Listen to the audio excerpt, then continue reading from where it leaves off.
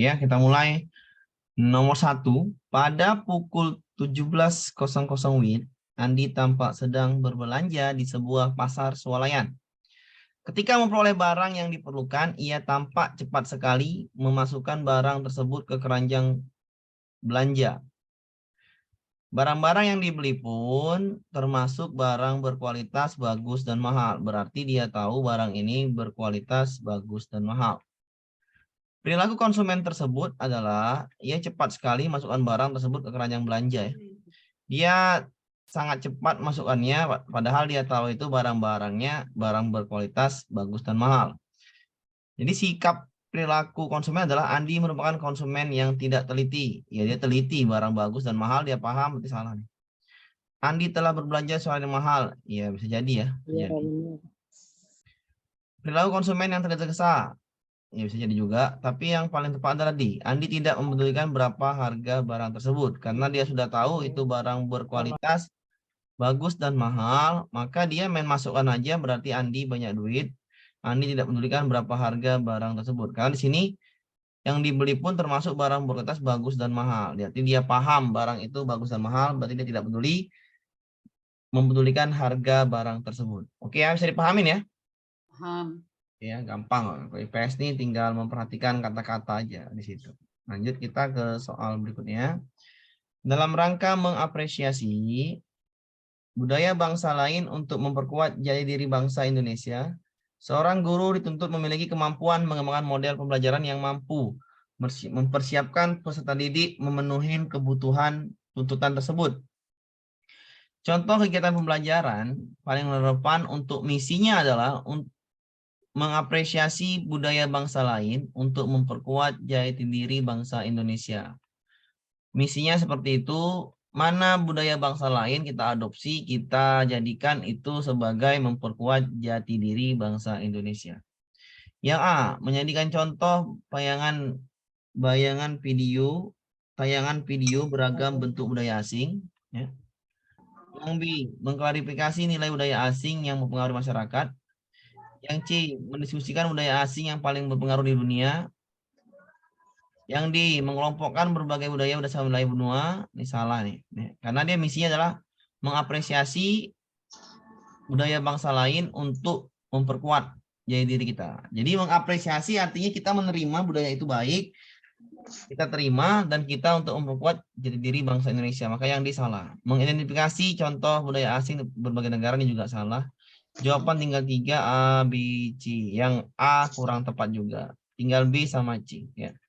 Karena ini untuk memperkuat jati diri bangsa, maka nilainya yang kita ambil, nilai budaya asing tadi yang kita ambil untuk memperkuat jati diri bangsanya, ya, Pancasila. Jadi jawaban yang paling tepat adalah yang B. Mengklarifikasi, artinya memilah-milah nilai budaya asing yang mempengaruhi masyarakat itu bisa kita jadikan acuan atau jadikan adopsi untuk memperkuat jati diri bangsa. Mengklarifikasi adalah memilah-milah nilai, ya, memilah-milah nilai budaya asing yang mempengaruhi masyarakat. Itulah yang kita ambil. Contohnya budaya Jepang, buang sampah itu pada tempatnya disiplin, maka kita ambil nilainya, kita terapkanlah di sekolah. Seperti itulah ya. Contoh yang tepatnya yang B. Oke, gampang Bu ya. Kita lanjut ke, kalau nggak nanti kalau ada misalnya ada yang ini tinggal tanya aja ya, Pak, sebelumnya Pak, gitu. Oke. Ini globalisasi terus masuk ya. Globalisasi adalah proses ketika berbagai informasi, pemikiran, gaya hidup, dan teknologi menjadi mendunia. Globalisasi mencakup seluruh hal yang terkait dengan proses terhubungnya masyarakat di berbagai wilayah dunia ke dalam komunitas dunia yang tunggal. Dampak positif globalisasi di bidang budaya, sosial budaya antara lain katanya. Oke.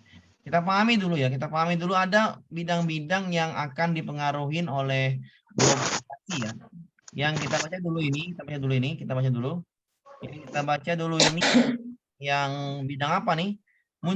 Memicu sikap kreatif inovatif di kalangan masyarakat luas agar dapat bersaing di ranah global. Dampak negatifnya, pasar nasional akan dikuasai barang-barang impor. Berarti ini dampak di bidang ekonomi ya. Ekonomi. Saya bikin di modulnya itu di bidang ekonomi ya, karena pasar itu berarti ekonomi. Yang ini dampak positifnya menuntun masyarakat berpikir modern, Menuntun masyarakat memahami keberagaman budaya dunia, multikulturalisme, menemukan sikap toleransi. Oke, ini sosial budaya ya. Budaya. Sosial budaya ya, sosial budaya. Sikap toleransi, berarti ada sikap-sikap seperti itu ya. Oke, kerja keras, toleransi itu sikap-sikapnya ya, PPK itu. Oke, sosial budaya. Lanjut kita ke soal ini ya, lagi dari bidang ekonomi. Ini bidang politik ya. Bidang politik itu biasanya pengaruh ini ideologi ya, ideologi. Contohnya seperti ini. Kalau diplomatik ya politik ya. Sistem politik semua negara ya demokratis iya juga.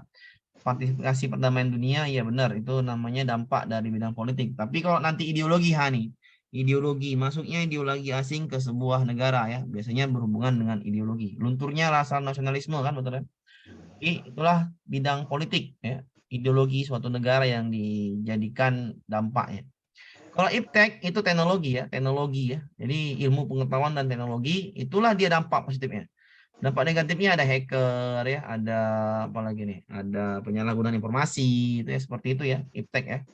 Kerahasiaan alat tes dokteran. Nah, inilah namanya iptek, ilmu pengetahuan dan teknologi ya.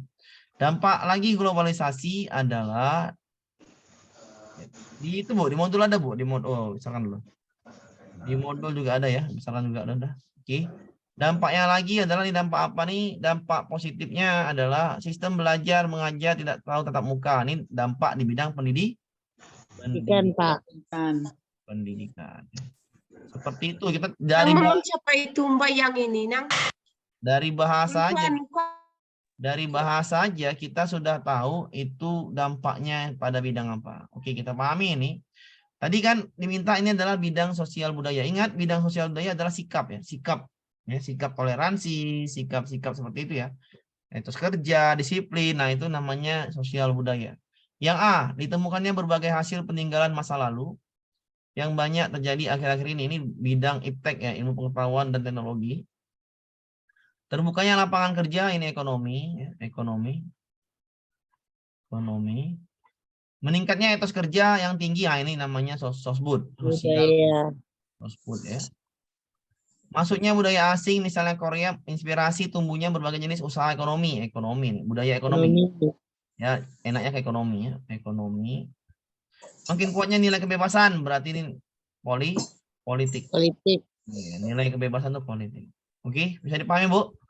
Oke, jadi dari bahasanya aja kita baca-baca itu sudah tahulah kita ini bidangnya mana. Karena tadi udah saya jelaskan di modul juga ada bidang ekonomi yang ini. Ya, ada bidang ekonomi yang ini ekonomi. Ya, ini ekonomi. Ini sosbud. Ya. Dampak negatif pasar nasional akan dikuasai barang-barang Itu jelas lah ekonomi Bu ya. Dari bahasanya nampak ya, dari bahasanya nampak ya. Ini lagi ada bidang politik yang diapainnya adalah rasa nasionalisme, ideologi ya, ideologi. Iptek itu teknologi dan pengetahuan. Kalau pendidikan yang jelas, pendidikan tukar pelajar ya, mendorong siswa karya inovatif, itu dampak positif. Ya. Udah paham Bu ya jawabannya ini C ya. C itu adalah sosbud, sosial budaya. Etos etos yang tinggi berupa bekerja keras dan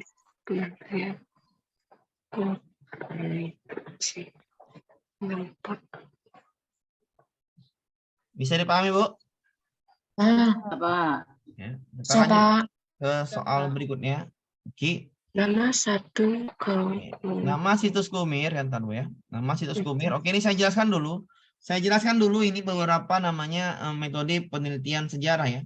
Metode penelitian sejarah itu ada 4 ya. Pahami dulu ini, pahami ada 4 ya. Saya apain dulu, saya kasih dulu cara singkatnya ya. Cara singkatnya di sini biar enak. Ada 4 metode sejarah ya. Metode penelitian sejarah ada 4. Ya, jadi ini masuk satu soal ya. Jadi dipahami aja, tinggal nggak ada susah-susahnya yang memahami metode penelitian sejarah ini. Pahami kata trik-triknya, kata kuncinya ya. Yang pertama itu ada namanya heuristik ya. Heuristik ya. Ini gunanya mengkepoin suatu benda sejarah. Artinya kita mencari tahu, kita mengumpulkan data, mengumpulkan informasi ya, dari secara lisan, secara buku, secara tertulis, secara lisan. dari berbagai sumber, itu namanya heuristik, mengumpulkan data, informasi yang ingin kita ketahui tentang benda apa yang kita temuin di sejarah. Contohnya apa gimana? Contohnya misalnya ibu ketemu namanya benda artefak, misalnya artefak kuno, nggak tahu ini apa. Intinya ada tulisan ini kabur, ya kabur, nggak tahu kenapa kabur, warnanya juga kabur juga ya.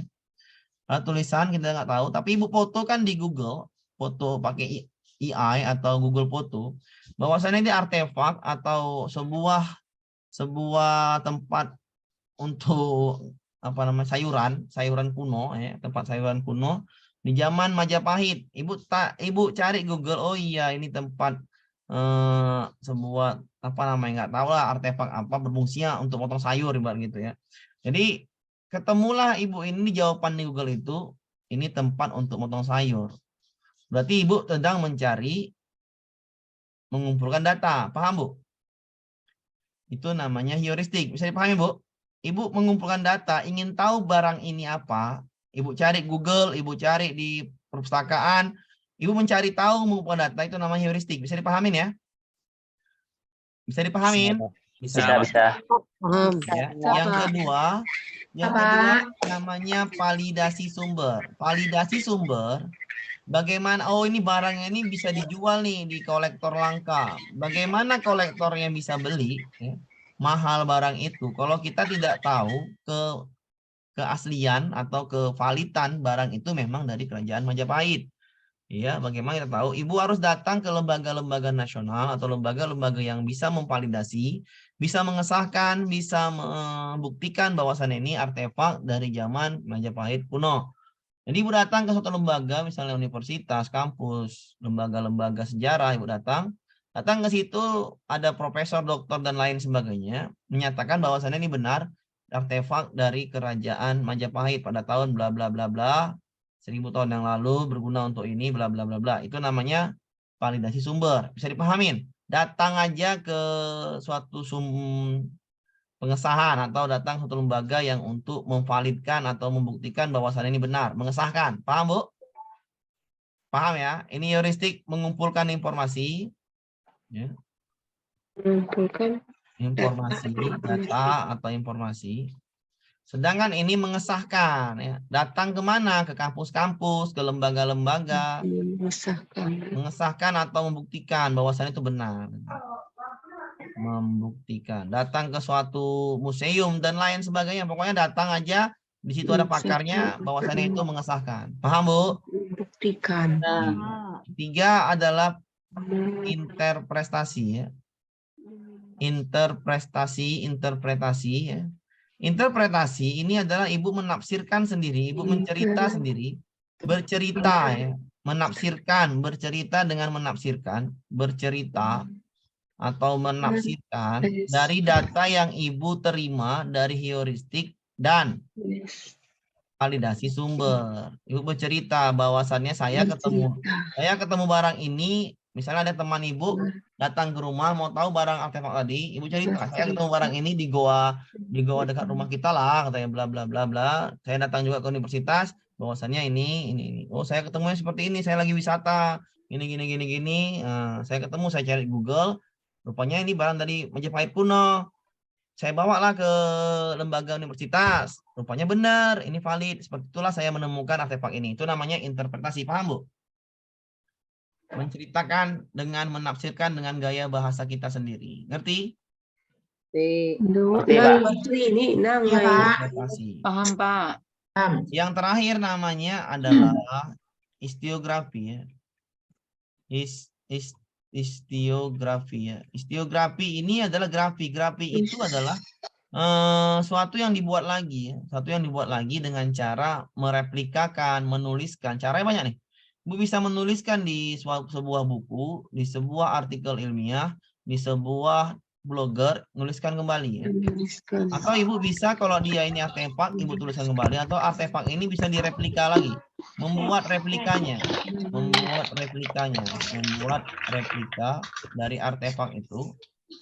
Ibu buatlah artefak replikanya, ibu tempa di suatu apa namanya tempahan, ibu tempa, membuat replikanya. Atau kalau dia peristiwa sejarah, Ibu bisa rekonstruksi ya.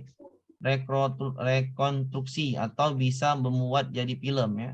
Jadi film. Ya. Inilah namanya historiografi. Jadi kalau peristiwa sejarah bukan batu ini ya, bukan ini seperti ini. Kalau peristiwa sejarah seperti yang namanya perang apa? Perang Bandung ya, Bandung Lautan Api. Ya itu Ibu bisa buat filmnya, itu namanya historiografi. Bisa dipahamin? Bisa. Ya, itu historiografi ya, historiografi. Atau kita bisa baca bukunya yang dibuat Belanda atau dibuat dari sejarah, itu namanya historiografi. Atau kita lihat replikanya atau dibuat di museum itu keadaan perang sesungguhnya patung-patung, itu namanya replika. Bisa dipahamin, Bu? Bisa. Itu namanya historiografi. Paham, Bu? Paham, Oke, saya Pak. ulangin.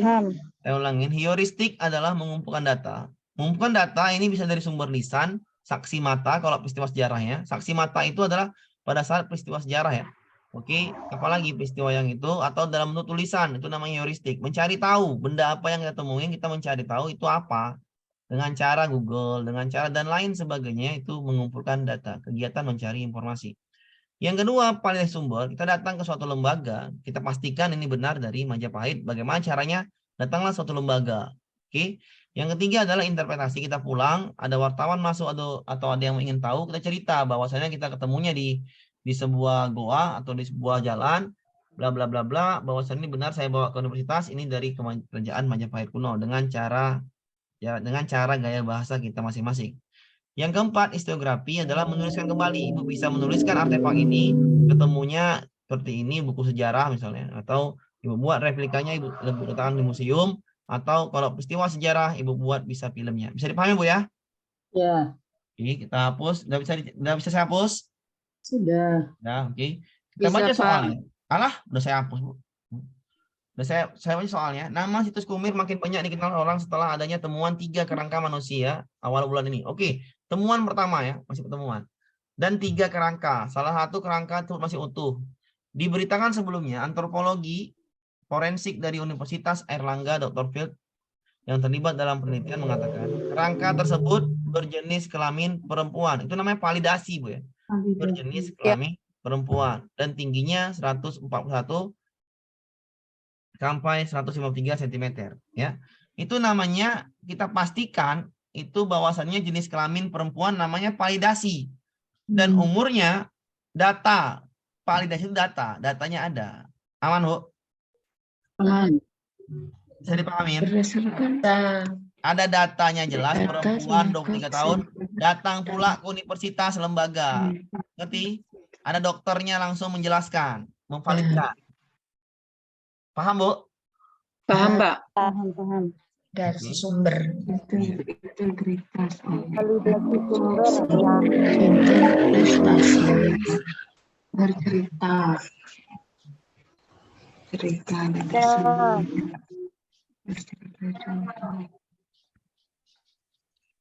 Oke, bisa dipahami tuh? Ya. Bisa, Pak. Lanjut ya. Ya. Lanjut. Kalau ada soal mengumpulkan data, heuristik, ada soal merekonstruksi, itu namanya apa tadi? Interpretasi. Historiografi ya. Historiografi adalah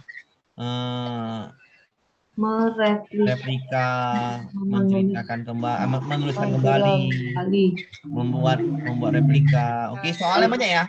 Saya mau dulu soalnya banyak. Seperti soalnya. 1. Peristiwa. Ya, bentar, Bu. Saya kasih tahu soalnya dulu. Saya kasih soal dulu. 1. Peristiwa rekonstruksi G30 SPKI. Peristiwa rekonstruksi. Apa namanya? Historiografi. Iya. Historiografi ya. Ibu film Bandung Lautan Api. Interpretasi. Historiografi. Ya. Film, Bu. Film itu grafi itu grafi. Replika. Dari bahasanya grafi, namanya itu adalah tulisan gambar ya. Oke, graffiti itu gambar artinya. Bisa dipahamin ya? Bisa, Pak. Iya, Pak, bisa. Iya. Lagi, ya apalagi? Ibu kegiatan ibu mengumpulkan data, mencari informasi temuan ibu. Heuristik. Heuristik. Ya. Ibu datang ke suatu universitas atau lembaga untuk Validasi mengesahkan. sumber. Ya, sudah selesai lah. Ada pertanyaan lagi? Ya. Ya, ulangin lagi. Pak, itu untuk yang menayangkan video itu tadi apa, Pak? Dengan Pak, video. ulangi lagi. Geografi ya, Pak? Geografi, Pak. Sinyalnya putus-putus. Ya, kalau saya ulangin ya, saya ulangin. Ya, saya ulangin. Ini gampang sekali loh, Bu. Heuristik, ristik itu mengumpulkan data. Mengumpulkan data. Ya, mengumpulkan data. Artinya ibu mencari tahu barang yang ibu temukan itu mengumpulkan data secara lisan, baik lisan ataupun tulisan. Ibu cari tahu apa yang ibu temukan. Itu namanya mengumpulkan data. Ristik itu namanya tulisan.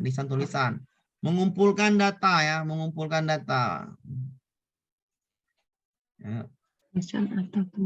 Yang kedua, validasi. Validasi sumber, ibu datang ke suatu lembaga.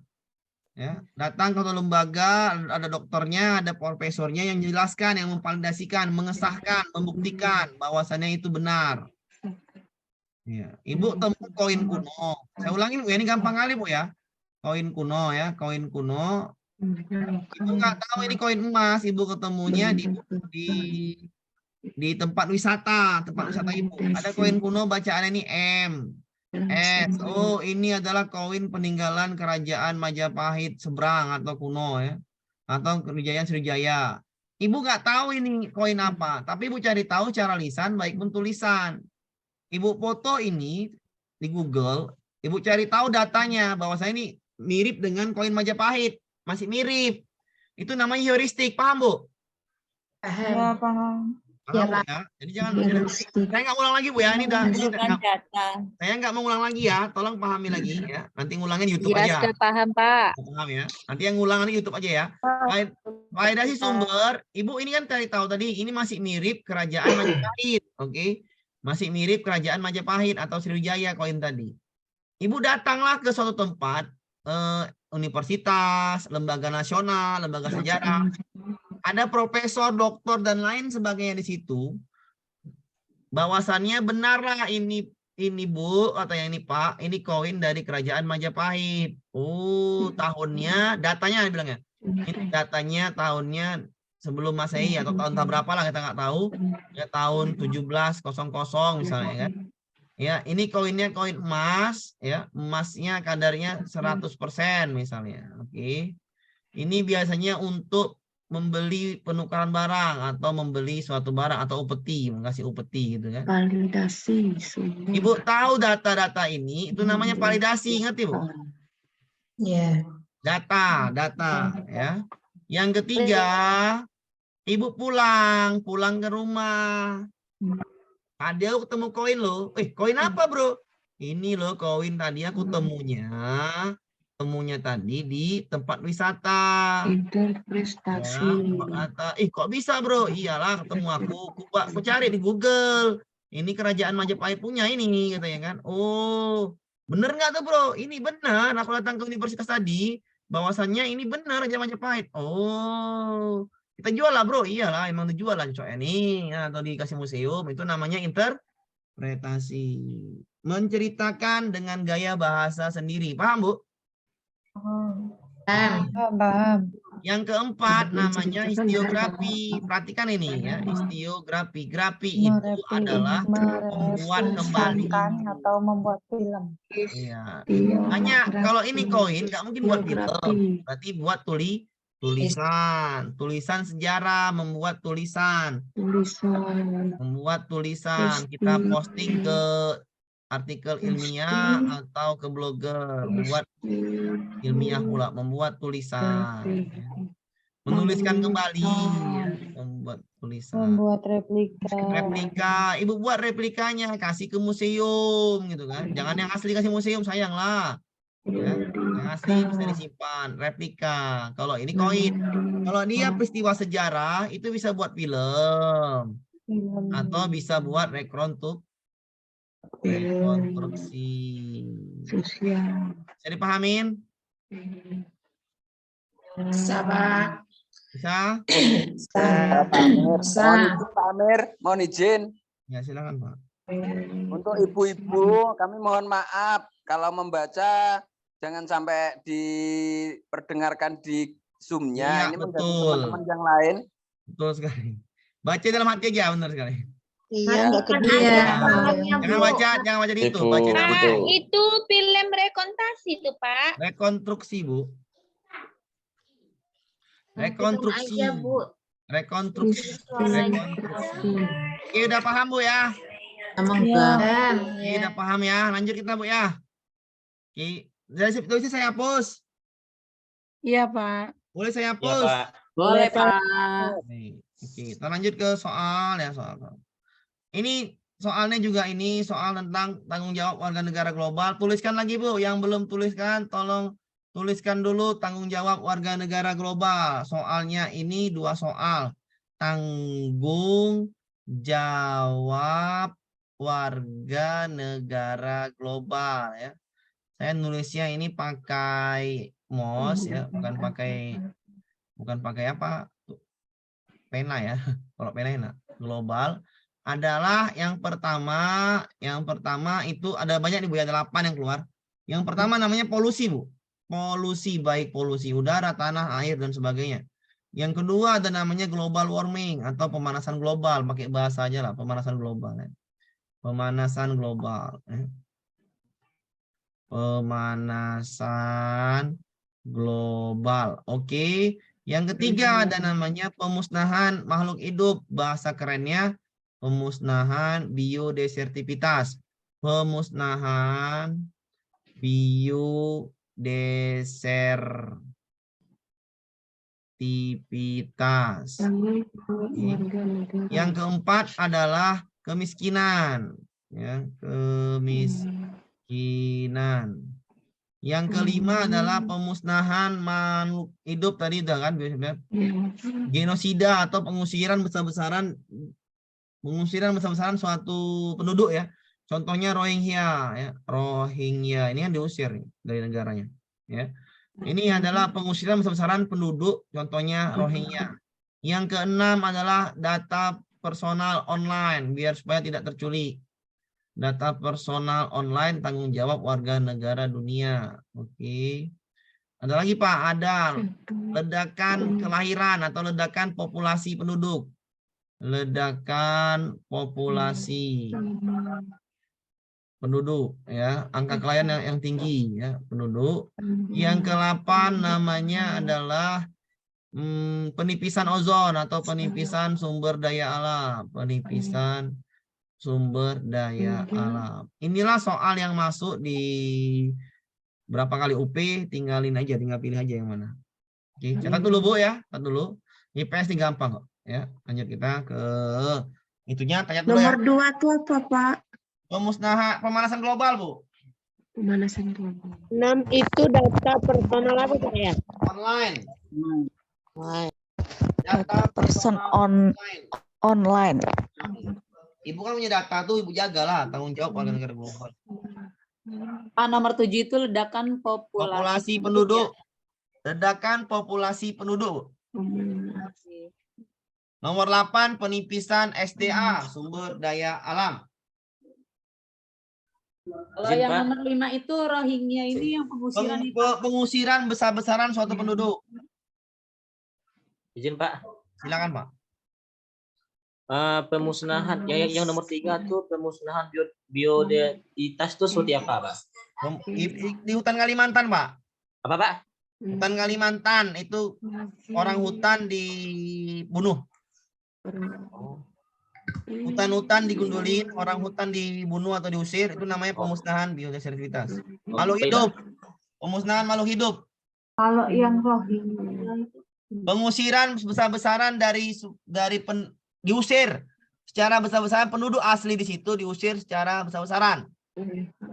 Rohingya terkatung-katung di laut, dia kadang ke Afrika, dia kadang ke Asia, kadang ke Indonesia, terdampar, kadang ke Australia, itu namanya diusir besar-besaran dari negaranya, Filipina. Oh, salah saya. ya betul. Itu nomor 6 apa Pak? Data personal online. Ibu harus melindungi data ibu sendiri. Misalkan ibu buat kata kuncinya, ibu buat kunci-kunci lah hebat gitu kan. Ibu lindungi sendiri. Iya, iya. Jangan ibu install aplikasi yang berbahaya kan gitu. Itu namanya melindungi data personal online. Nanti kadang-kadang muncul SMS tuh, kliklah link ini, jangan mau diklik. Saya ulangin sekali lagi. Kalau ada link yang bukan dari tanggung jawab misalnya ya, jangan pernah diklik yang ngasal, yang entah dari mana-mana asalnya, nggak ada kenal nomornya. Jangan pernah ibu klik, ngerti bu? Kalau jelas baru ibu klik. Kalau nggak jelas, misalnya bank BRI ini, jangan klik lah, bahaya itu.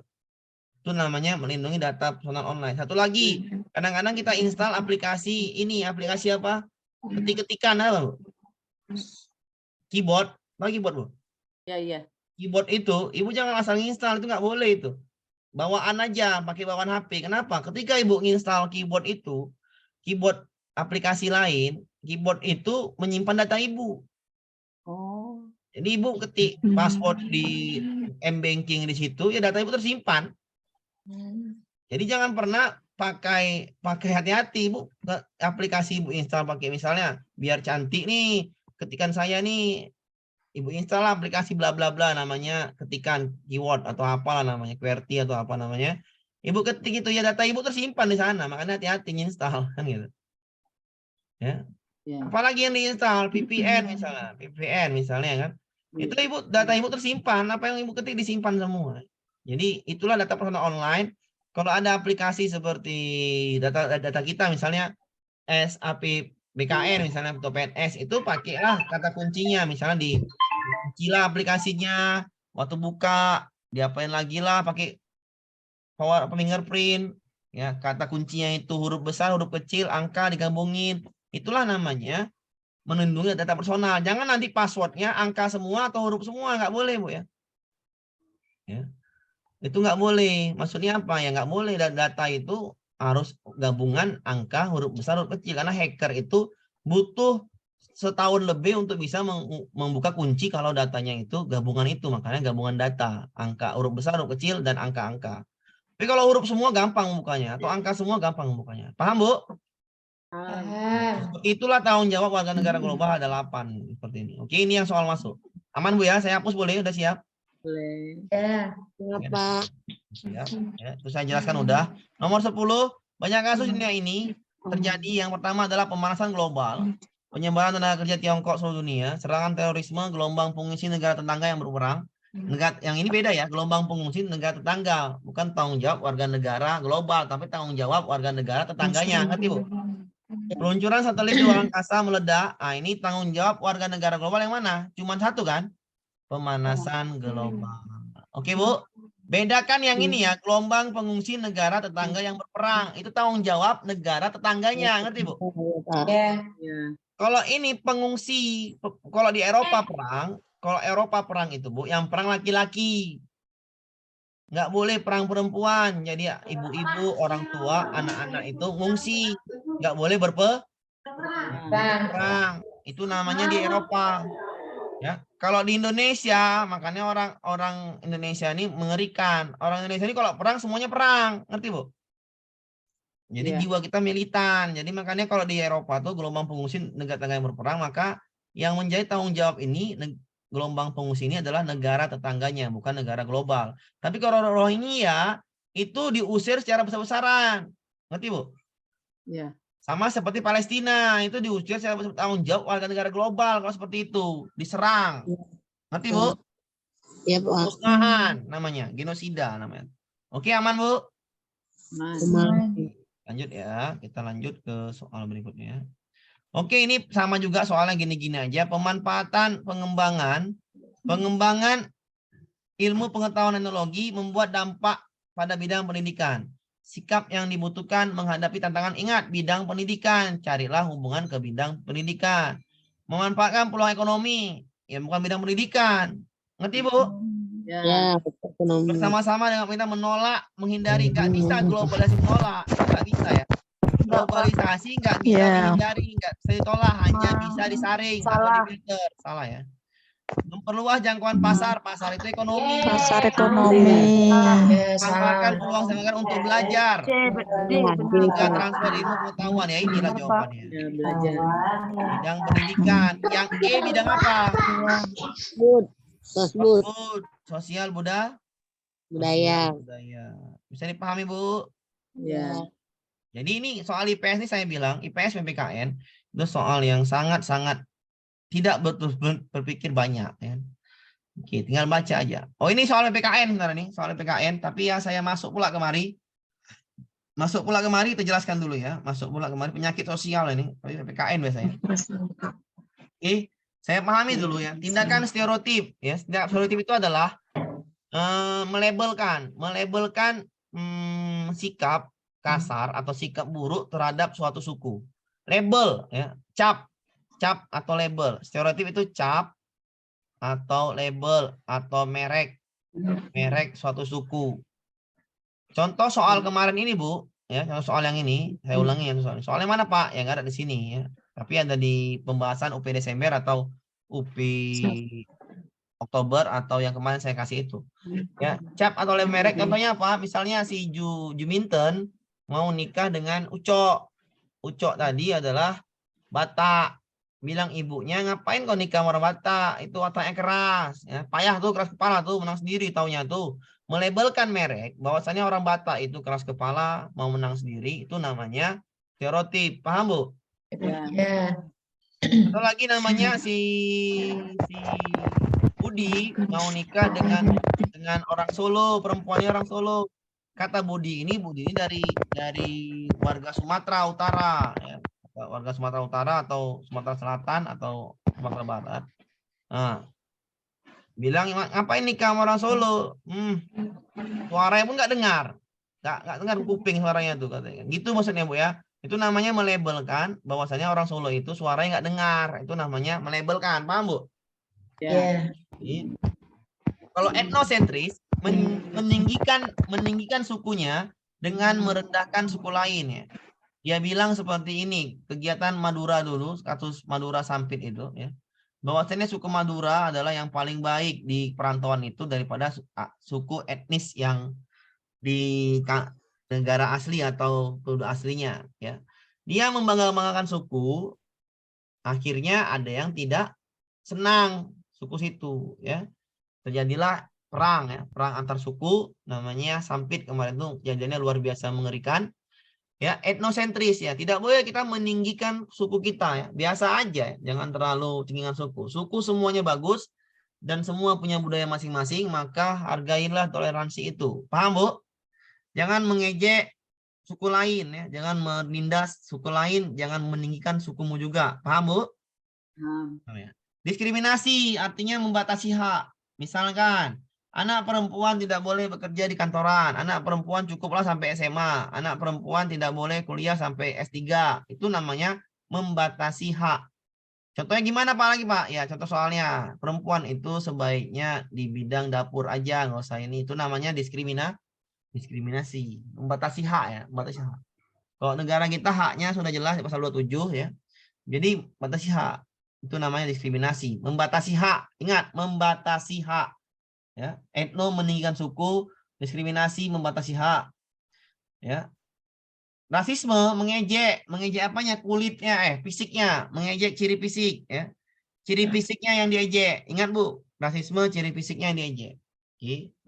Satu lagi ada namanya prasangka. Prasangka itu adalah mempercayai berita yang belum tentu kebenarannya. Satu lagi ada namanya prasangka, kita bikin di sini nomor 5. Prasangka, arti prasangka adalah percaya berita yang belum pasti kebenarannya. Ya. Prasangka. Seperti hoax itu ya, Pak? Apa, Bu? Seperti hoax itu. Iya, hoax. Saya kasih soalnya, Bu ya. Ibu tinggal nebak-nebak aja. Ya. Tadi stereotip. Apa, Bu? Itu apa tadi? Prasangka? Percaya? Mempercayai berita yang belum tentu kebenarannya. Mempercayai berita yang belum tentu kebenarannya. Nah, kalau etno adalah meninggikan suku dengan merendahkan suku lain. Kalau diskriminasi membatasi haknya. Batasi haknya. Kalau rasisme ejek fisiknya. Paham, Bu? Ya, paham. Paham, Pak. Contohnya Pak, saya ibu jangan tinggal nebak aja dengan nebak aja. Ya, tinggal nebak aja. Kamu, ngapain kau teman sama aku? Ya kan? Kau kan orangnya hitam. Hidungmu pesek. Rasisme. Paham, Bu? Ya. Bagus. Ngerti? Ya. Ya Allah. Ya.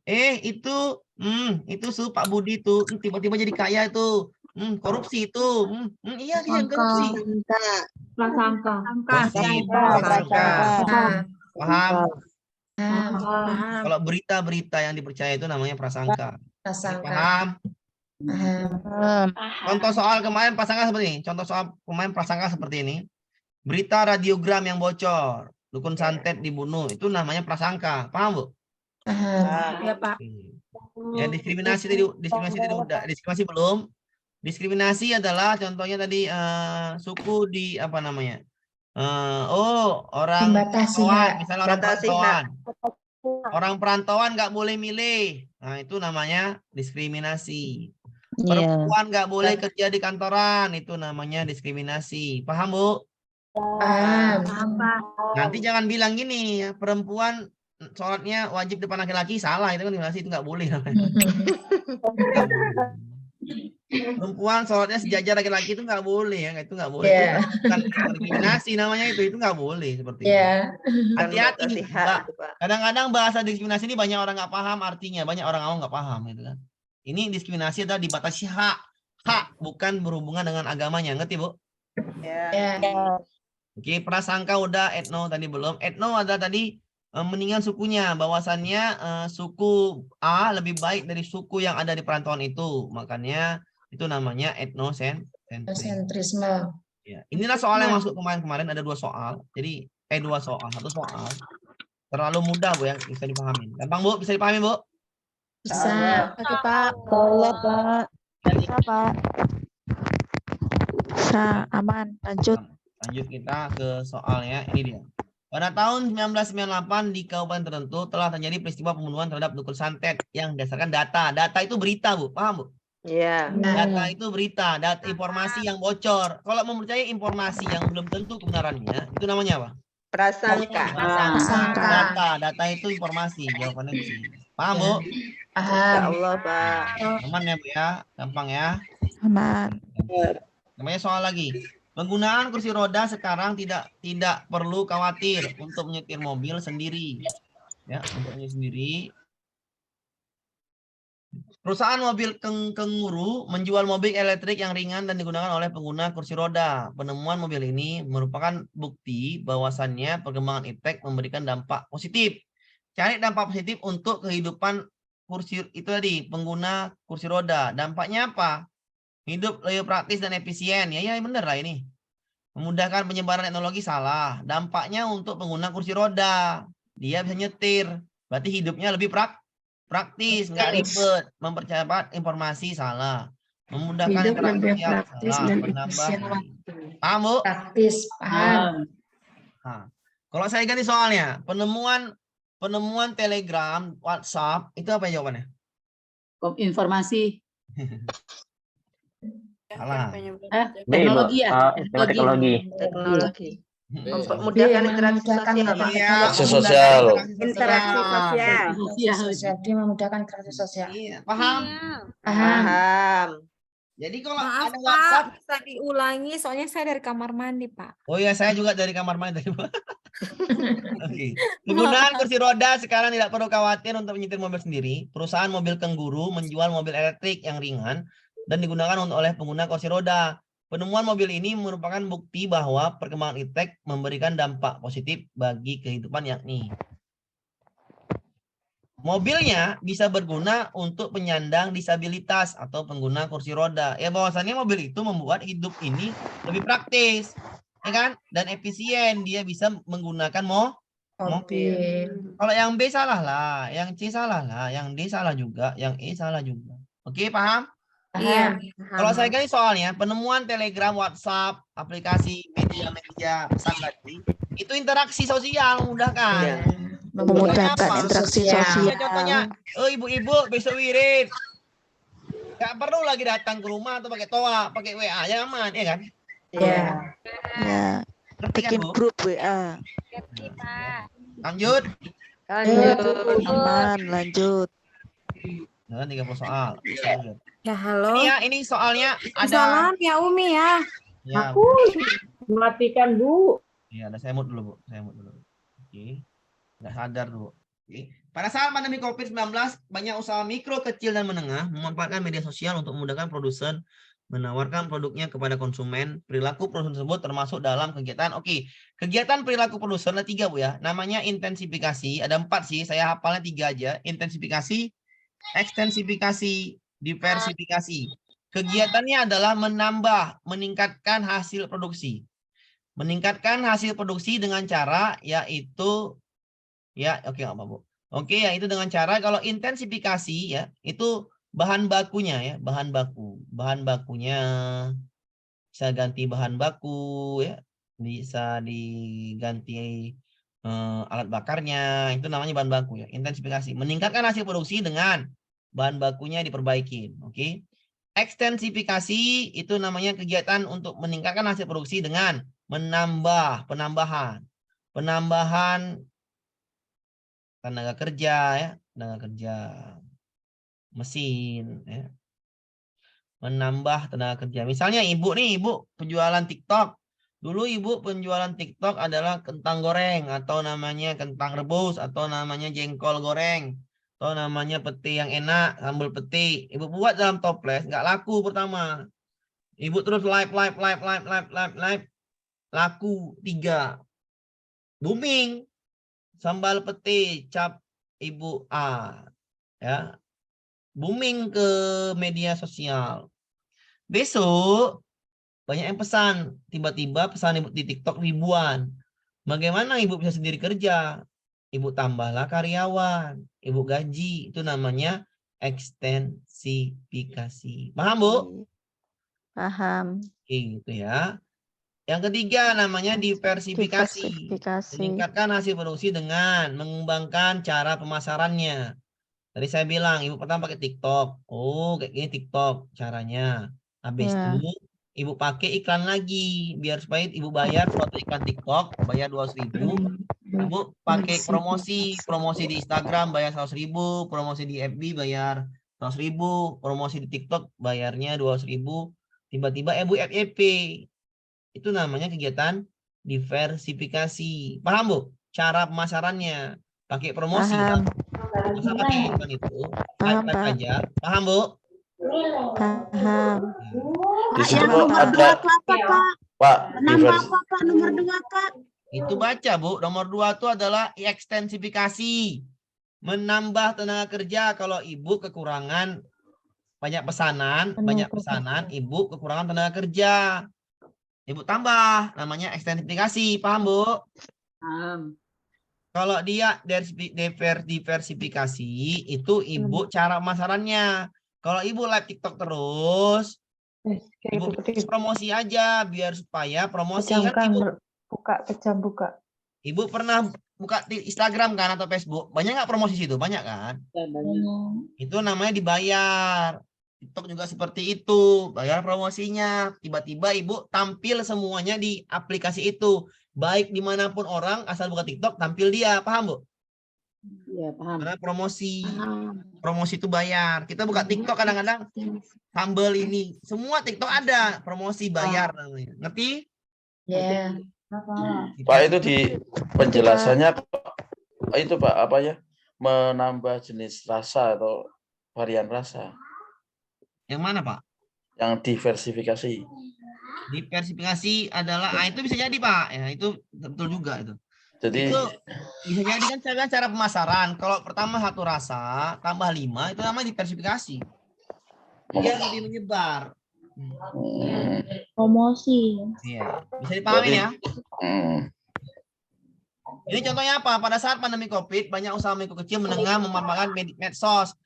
Yang dulunya dia jualan pakai pasar tradisional, sekarang pakai medsos. Berarti caranya kan? Ya. Diversifikasi. Diversifikasi.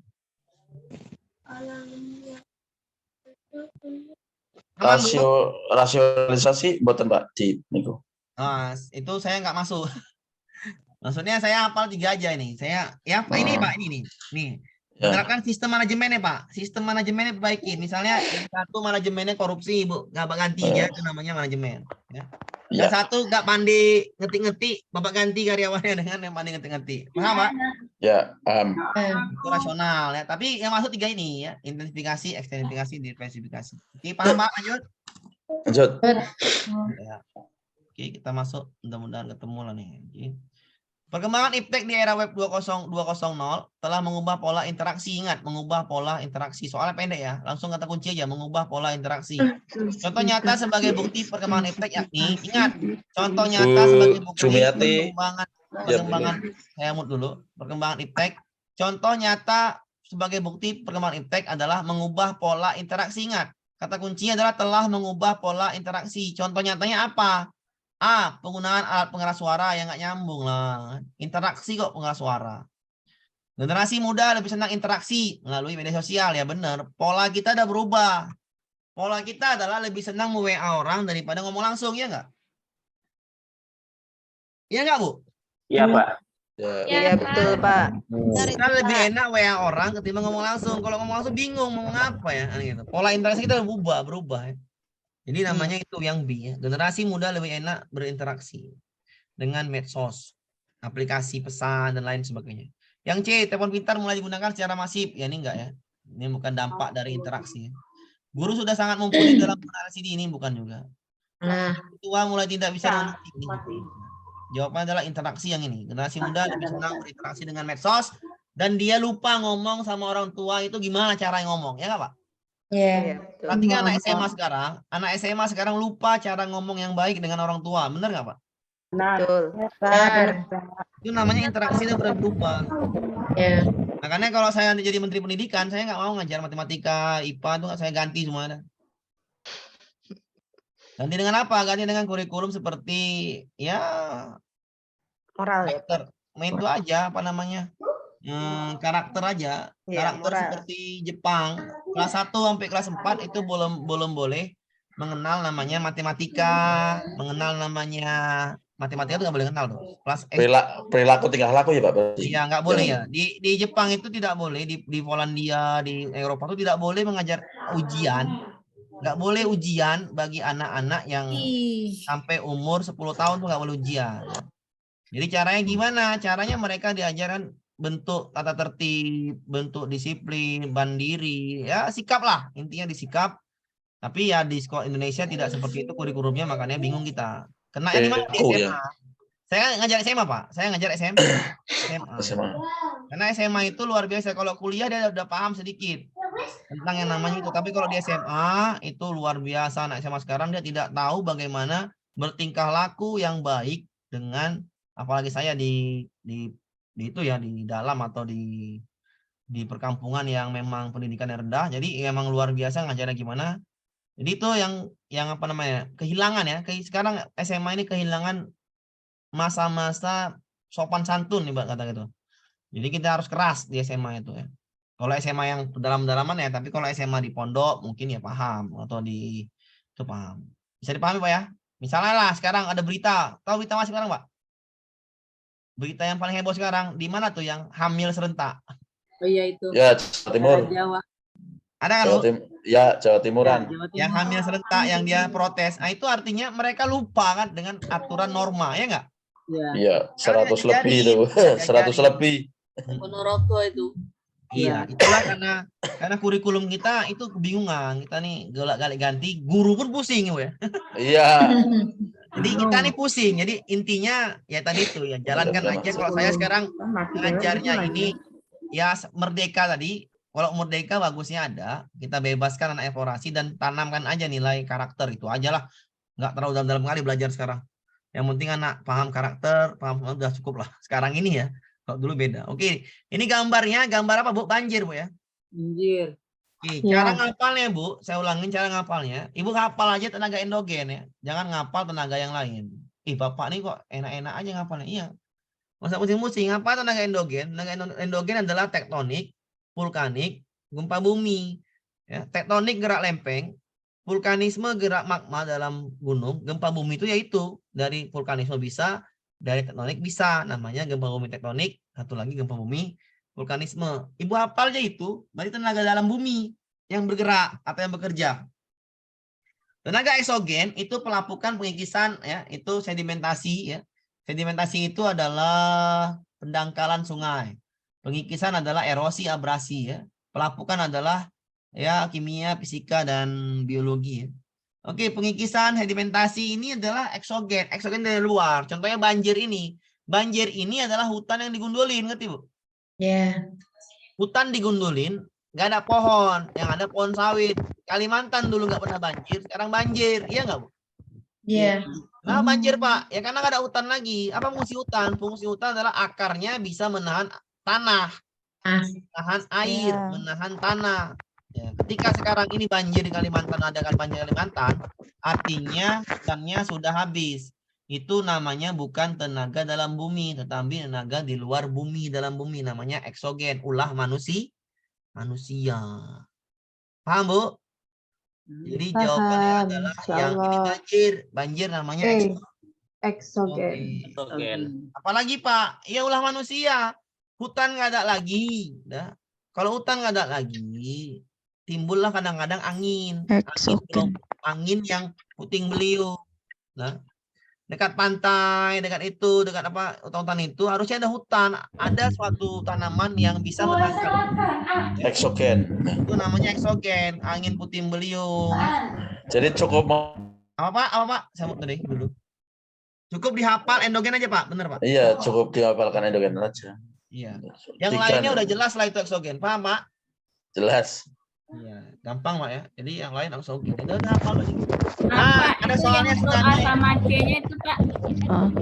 Ya, tsunami Bu. Tsunami itu apa, Bu? Saya mau dulu. Ada yang itu. Tsunami. Tsunami itu ulah manusia apa ulah Allah itu? Apa namanya Allah yang beri bencana? Endogen, Pak. Endogen, tektonik sih. Berawal dari tektonik. Endogen. Tektonik gitu ya. Ya, tektonik. Ya. Baik. Pak, ini apa Pak? Adanya Pak, ini terangkan apa? Orogenetik, ngapain saya terangkan? Orang nggak masuk kok.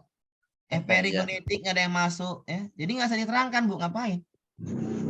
Amir, kalau puting beliung termasuk eksogen ya Pak? Ya, Eksogen. angin beliung eksogen. Gara-gara tidak ada lagi yang menahan angin Bu. Angin itu ditahan oleh siapa? Tumbuhan. Ada. Tumbuhan sekarang ini nggak ada lagi, jarang udah. Ibu tengoklah di Pulau Jawa tuh. Datang Ibu Pulau Jawa, tumbuhan ada dikit. Datang Ibu Kalimantan, Ibu heran. Saya pernah dikasih tunjuk, kawan saya kan ada di Kalimantan tuh, alat berat. Tengok hutan dulu sana. Hutan apa Bro? Tengoklah nih video kan. Hutannya hutan sawit semua Bu. Nggak ada lagi hutan ya rasa. Hutannya tinggal dikit. Jadi itu namanya timbullah bencana alam, banjir, ya, angin puting beliung. Itu namanya ulah manusia. Paham Bu? Eksogen. Ngerti Bu? Aman? Bismillah. Amir, Ya saya Bu, silakan Bu. ya misalnya nanti ada soal nih tentang tsunami misalnya. Terus nanti pilihannya itu ada gerak tektonik atau ada A-nya misalnya tektonik, terus yang B-nya endogen. Jadi kita pilih yang mana? Nggak bisa seperti itu Bu. Itu nggak bisa seperti itu. Nggak ada soal seperti itu. Oh, nggak ada. Berarti jawabannya 2 itu. Ya makanya takutnya Yang Pak ada Amir. soalnya gini Bu, tsunami jawabannya A, tektonik, B, vulkanisme, C, pengikisan, D, pelapukan, C, sedimentasi, itu jawabannya tektonik. Oh gitu ya. Nggak ada soalnya gitu Bu, itu nggak boleh soal seperti itu. Itu namanya. Oh iya udah. Jangan Ibu takut, kok takut pula, nggak bisa, nggak akan pernah soal itu muncul. Ya. Yang buat soal berarti salah ya Pak? Iya benar sekali. Itu nggak boleh. Tidaklah boleh dalam 2 soal itu jawaban yang benar. Itu nggak boleh. Itu syaratnya. Masalahnya kan kemarin kayaknya pernah deh ada soal yang kata Nggak Bapak. ada Bu. Tektonik, vulkanik itu nggak ada. Bukan, maksud saya kan di pelajaran IPA kemarin itu kan ada 2 soal yang Oh iya, hampir yang mirip. katrol itu. Maksud saya seperti itu loh. Iya Jadi benar, kalau saya ada paham. soal yang hampir mirip, kita ambil yang mana gitu loh. Oh nggak ada lagi Bu. Soal dulu kan maksudnya yang IPA tuh itu kan namanya satu soal 2 soal Bu. Jadi Ibu Iya. pilih pun yang 2 tuh pilih Ibu pilih. Yang C Ibu pilih, yang D Ibu pilih tetap benar. Kenapa? Nanti ada evaluasi dari pembuat soal. Ngerti, Bu? Siap, Pak. Mereka kan buat soal dulu kan dibuat dulu. Habis itu ada kisi-kisi kan? Habis ada kisi-kisinya kan ada evaluasinya. Oh, tengok. Oh iya, ada 2 jawaban yang benar. Kan gitu, Bu. Atau nggak ada jawaban. Ngerti kan, Bu? Oke. Oke, lanjut. Yuk. Oke, kita baca lagi nih soalnya tentang adalah yang namanya kesenjangan sosial atau namanya dampak dari pertumbuhan penduduk yang besar. Semakin besar penduduk, ya, semakin besar banyak penduduknya, maka kesenjangan sosial semakin nampak. Benar nggak, Bu? Kesenjangan sosial atau namanya tingkat namanya kualitas hidup semakin berkurang. Jadi penduduk paling banyak itu tingkat hidupnya semakin berkurang. Contohnya apa, Bu? Contohnya saya tinggal di Tebo ini. Saya tinggal di Tebo. Contohnya saya tinggal lagi di Medan, kota Medan. Kalau tinggal kota Medan, itu tingkat apa dibilangnya? Tingkat kriminal, tingkat kejahatan, tingkat kualitas hidup rendah sekali. Maksudnya rendah lah ya hidupnya. Kenapa? Karena orang terlalu buang sampah sembarangan. Orang banyak pengangguran, banyak pengemis, banyak dan lain, banyak kejahatan. Karena penduduknya banyak, paham, Bu? Paham. Bingung ya. Jadi semakin banyak penduduknya, semakin rendah kualitas hidup. Saya tinggal di Tebo, beda lagi ya. Di sini di desa ini enak hidup. Kenapa enak hidup? Orangnya sederhana, santai-santai, tapi ya tidak terlalu menonjolkan. Orangnya gotong royong. Itulah bedanya hidup di kota dengan hidup di desa. Kualitas hidup di desa lebih tinggi. Ingat, kualitas hidup. Paham, Bu? Ya. Jadi semakin besar penduduk banyak, kualitas hidup semakin rendah. Bacalah soalnya. Jumlah penduduk terbanyak Indonesia pada level provinsi terdapat di Jawa Barat. 48 juta orang. Ya Allah, banyaknya lah. Jawa Barat 48 juta orang. Sama seperti penduduk di Swedia mungkin. Ya. Diikuti Jawa Timur sebanyak 41 juta jiwa. Ya Allah, banyaknya. Disusul Jawa Tengah 37 juta jiwa. Sementara provinsi dengan penduduk paling sedikit adalah Kalimantan Utara. Di atas Kalimantan Utara ada posisi kedua terbawah Papua Barat. Pernyataan di bawah ini yang tepat sebagai konsekuensi persebaran yang tidak merata adalah A. Pembangunan pusat-pusat industri tersedia banyak di Papua Barat. Salah. Mana mungkin orang banyak jualan di sana? Ya kan, Bu? Iya.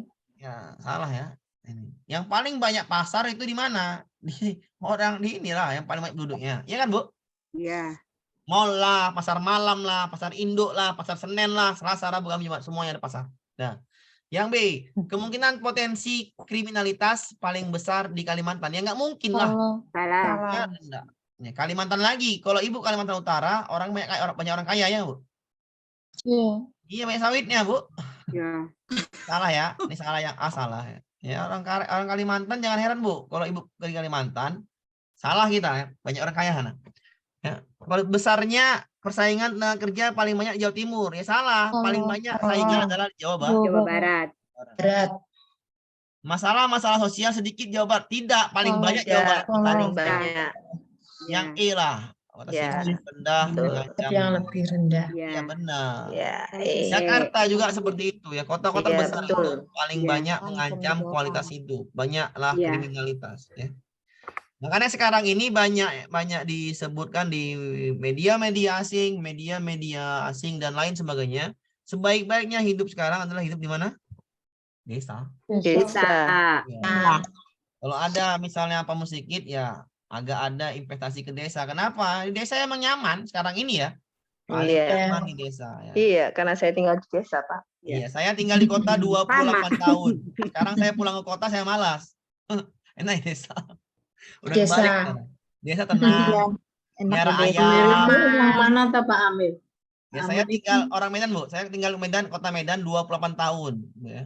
Terus sekarang Pak? Di Tebo, Bu. Tebo transmigrasi. Maksudnya gini, saya tinggal di daerah Jambi. Ya. Di sini saya bisa nanam pisang, nanam banyak lah saya tanam, ya kan? Saya bisa ternak ayam, saya bisa. Nah, jadi kok saya di kota, saya nggak bisa. Rumahnya dekat rumah lagi, rumah lagi. Nanam apa yang bisa? Nanam orang nggak bisa semua. Pusing. Kepalanya. Modal, Pak. Berarti semakin banyak penduduk, semakin sedikit apa tadi, Pak? Makin rendah kualitas hidup. Kualitas hidup. Iya. Semakin rendah. Iya, tapi semakin sedikit penduduk, semakin tinggi kualitas hidup. Kenapa? Air bersih enak cari. Ini air bersih kali ya, Bu ya. Ya. Sana kita nggak tahu air bersih seperti apa. Ya. Saya udah ngerasain hidup di kota, di desa, enak hidup di desa. Lanjut, Bu. Oke. Ini juga seperti inilah kan saya bilang tadi, soalnya seperti ini. Dua soal adalah soal yang tanggung jawab warga negara global. Saya bilang tanggung jawab warga negara global itu 2 soal, Bu. ISIS bukan, Bu ya? Polusi udara iya, komunis Cina bukan, kemiskinan iya. Ini jawabannya 2 dan 4. 2 dan 4. Jadi 2 soal dari 12 soal IPS masuk pula 2 soal gini, apa nggak enak kan ya? Terlalu mudah kali IPS nih kan. Jadi 12 soal IPS, 12 soal PPKN itu wajib lah benar salah 2 atau salah 3 lah. Kalau PPKN sama IPS tuh paling banyak salah 2 lah atau 3 kan. Insya Allah. Jadi jangan takut Bu soal IPS PPKN karena saya Pak Amir. Ntar dulu, apa Bu tadi? Amir. Amir. Iya, Bu. Iya. Ya soal-soal yang keluar ini memang kemarin soal keluar di UP semua ya Pak yang dibahas-bahas semua. Ya, Iya, Bu. Iya, Bu. Buat semua. Saya bahas Bu soal yang masuk Bu. Soal yang saya kasih tuh soal yang gitu-gitu aja Bu. Ya soalnya diganti-ganti itu aja. Konsepnya sama. Saya jelaskan. Saya di sini menjelaskan konsep. Maksudnya tanggung jawab negara global. Tinggal ganti sini bukan ISIS, Rohingya, paham Bu? Ya Bu. Ya, Ibu paham konsepnya. Saya jelaskan distolik, diastolik. Diganti-ganti aja soalnya itu. Saya jelaskan yang kemana yang distolik, sekarang yang sistolik. Habis itu tanya perbandingannya. Gimana gitu-gitu aja. Jadi kalau paham konsep ya nyaman. gitu ya. Soalnya diganti-ganti. Saya pahami, saya kasih tahu ya. Saya udah pahami UP itu ya. UP itu gini prinsipnya Bu. Misalnya nih ada ujian tanggal Februari ya. Sekarang Februari. Nanti ntar Oktober lah. Oktober tuh dari Oktober ya. Oktober itu soal baru, fresh. Soal baru, fresh. Beda, maksudnya bukan beda kisi-kisi ya. Konsepnya sama. Kalau paham konsep aman. Dari September, Juni atau Juli itu, Juli ini soalnya lama sama dengan di bulan 4 misalnya. Sama soalnya mirip. Oktober, Desember, lagi UP Desember, pasti mirip dengan soal Oktober. Itu udah pasti ya, mirip. Nggak mau orang ngubahnya. Jarang. Atau ngubahnya sedikit aja. Ngubah bahasa maksudnya gitu. Jenisnya gini, 1, 2, 3, 4, 5. Ya kan Bu? Iya. Nah, tapi kalau soal yang lalu, bacaannya gini, populasi adalah bla bla bla bla bla bla, tanggung jawab warga negara global adalah populasi banyak kasus gitu ya. Sama aja kalau paham konsepnya sama aja. Ini kan ada 2 kali nih kan, Oktober, Desember, 2 kali kan Bu? Iya Pak. Maka Februari Ya, itu Pak. fresh. Fresh maksudnya gimana fresh Pak? Iya, Iya, baru loh, Pak. bukan baru gini Bu. Ibu jangan salah paham, Ibu jangan takut. Fresh itu artinya gini, Ibu jangan takut gini loh Bu. Saya kadang-kadang kok takut soal, orang soalnya sama konsepnya kok. Yang ditanya juga tanggung jawab warga negara. global. Tapi mungkin yang ini 5 ya kan? Besok Model Ibu soalnya 10 beda. Yang atau baru. 8 dibuatnya. Iya Nanti- Pak, iya. Atau buatnya gini 1 di sini. Bacaannya gini, buatnya gini. Bla bla bla. Contohnya adalah ini bacaan. Bacaan Bu, ngerti bacaan? Ya. Ini kan langsung 1, 2, 3 atau besok sampai 10 dibikinnya. Ibu cari sama tanyaan tanggung jawab warga negara global. Ngerti Bu? Kalau kemarin soalnya masuk diastolik itu. Di Oktober sistolik, di Desember diastolik. Mungkin di Februari perbandingan kedua ini. Iya. Seperti itu aja. Kan konsepnya sama. Iya. Oh, iya. Iya Pak, ya. Soalnya sama, ya sama. Tapi nggak mungkin sama dengan kali ini. Dia ditanyakan sama aja, tapi gaya-gayanya agak-agak gitulah Bu. Agak lain Sama lah. materinya.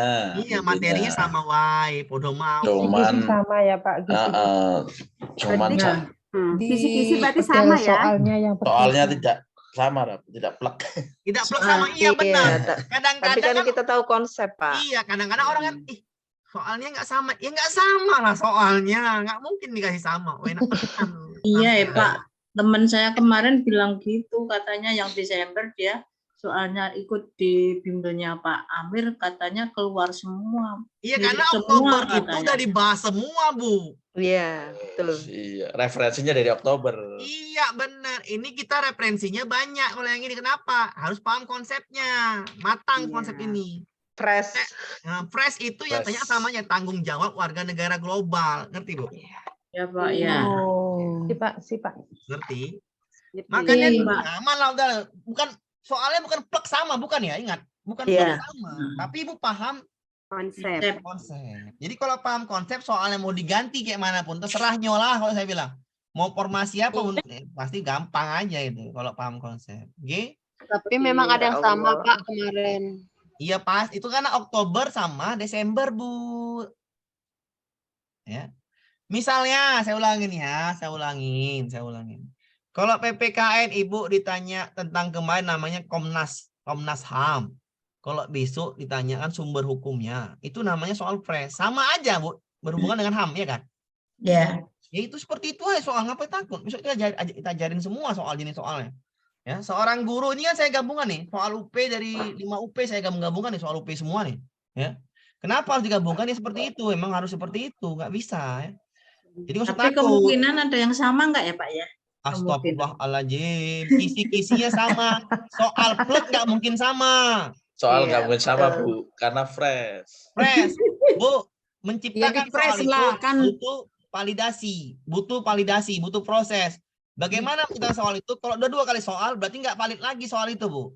Ya. Oh gitu. Iya. Jadi ganti soal, ada pembuat soal lagi. Dia ganti, nggak mungkin pembuat soal tadi ganti semua, tapi digantinya. Oh, kemarin sistoliknya, saya buatlah diastolik itu seperti apa? Dibolak-balik gitu ya Pak ya? Iya, bener bolak-balik gitu Iya. aja. Saya pening-pening sama soal. Kalau saya gitu. Yang buat pening itu soal pengetahuan tuh Pak Amir. Iya, yang buat pening itu kita sendiri, Bu. Maklum Pak, udah tua Pak. Kalau saya mikirnya nggak tua, Bu. Ya. Kalau saya mikirnya ekonomi, Bu. Ya. Kalau saya mikirnya keluarga, Bu. Ya, keluarga. Ya. Ekonomi Ya. keluarga. Ya, kalau Ibu Maklum paham, Pak, wis tuwe. nggak usah pahami tueknya, Bu. Ya, ekonomi keluarga yang banyak. Ini ekonomi ya Bu ya, jadi pikirannya Jadi, nggak belajar. Ya, kenapa ini, Bu? Kenapa pening ini? Karena Ibu guru ya. Ibu guru. Ya. Guru itu kalau dia di Eropa, Bu, gajinya yang paling tinggi ya. Di dunia ini gurulah paling tinggi gajinya profesi kalau di dunia ini, ngerti, Bu? Kecuali di Indonesia kan gitu. Ya. Iya Pak. Jadi makanya kalau saya bilang kesempatan UP ini manfaatkan. Kenapa? Karena membantu sekali ekonomi keluarga. Jangan sampai Ibu lemah di gara-gara umur. Itu nggak urusan kita, Bu. Itu urusan Ibu. Ibu harus tanggung jawab dengan apa yang dikasih kesempatan. Tanggung jawab dong, Bu. Ya kan? Ini udah dikasih ujian UP. Pak, saya sering gagal. Itu tanggung jawab kita sebagai manusia. Masalah itu dihadapin. Bagaimanapun ceritanya, kita pahami tanggung jawab kita. Oke, saya akan lulus UP. Bismillah. Saya akan itu pikir kita lulus. Jangan bilang nanti tua Pak wes tua. Ya nggak bisa, Bu, wes tua. Jadi soalnya rasain lo wes tua kata soal tuh. Modus Pak bilang tua itu. Modus malas. Nanti soalnya Bu ngejek, Bu. Optimis perlu ya, Pak. Optimis. Ya nih, ngejek nih. Soalnya ngejek. Rasain lo wong tua nggak bisa kerjaan aku katanya. Ngejek soalnya. Bahasa apa itu? Jadi ya soalnya ngejek gini, Bu. Soalnya dia bilang kan, udah tua aku Pak katanya. Ya soal itu pas pada saat Ibu jadi soal, rasain aku nggak bisa, kamu nggak bisa ngerjain aku karena kamu udah tua kata soal tuh. Soal yang bilang gitu, ngapain takut sama soal? Soal ini gampang, tinggal baca. Udah mati. Bu.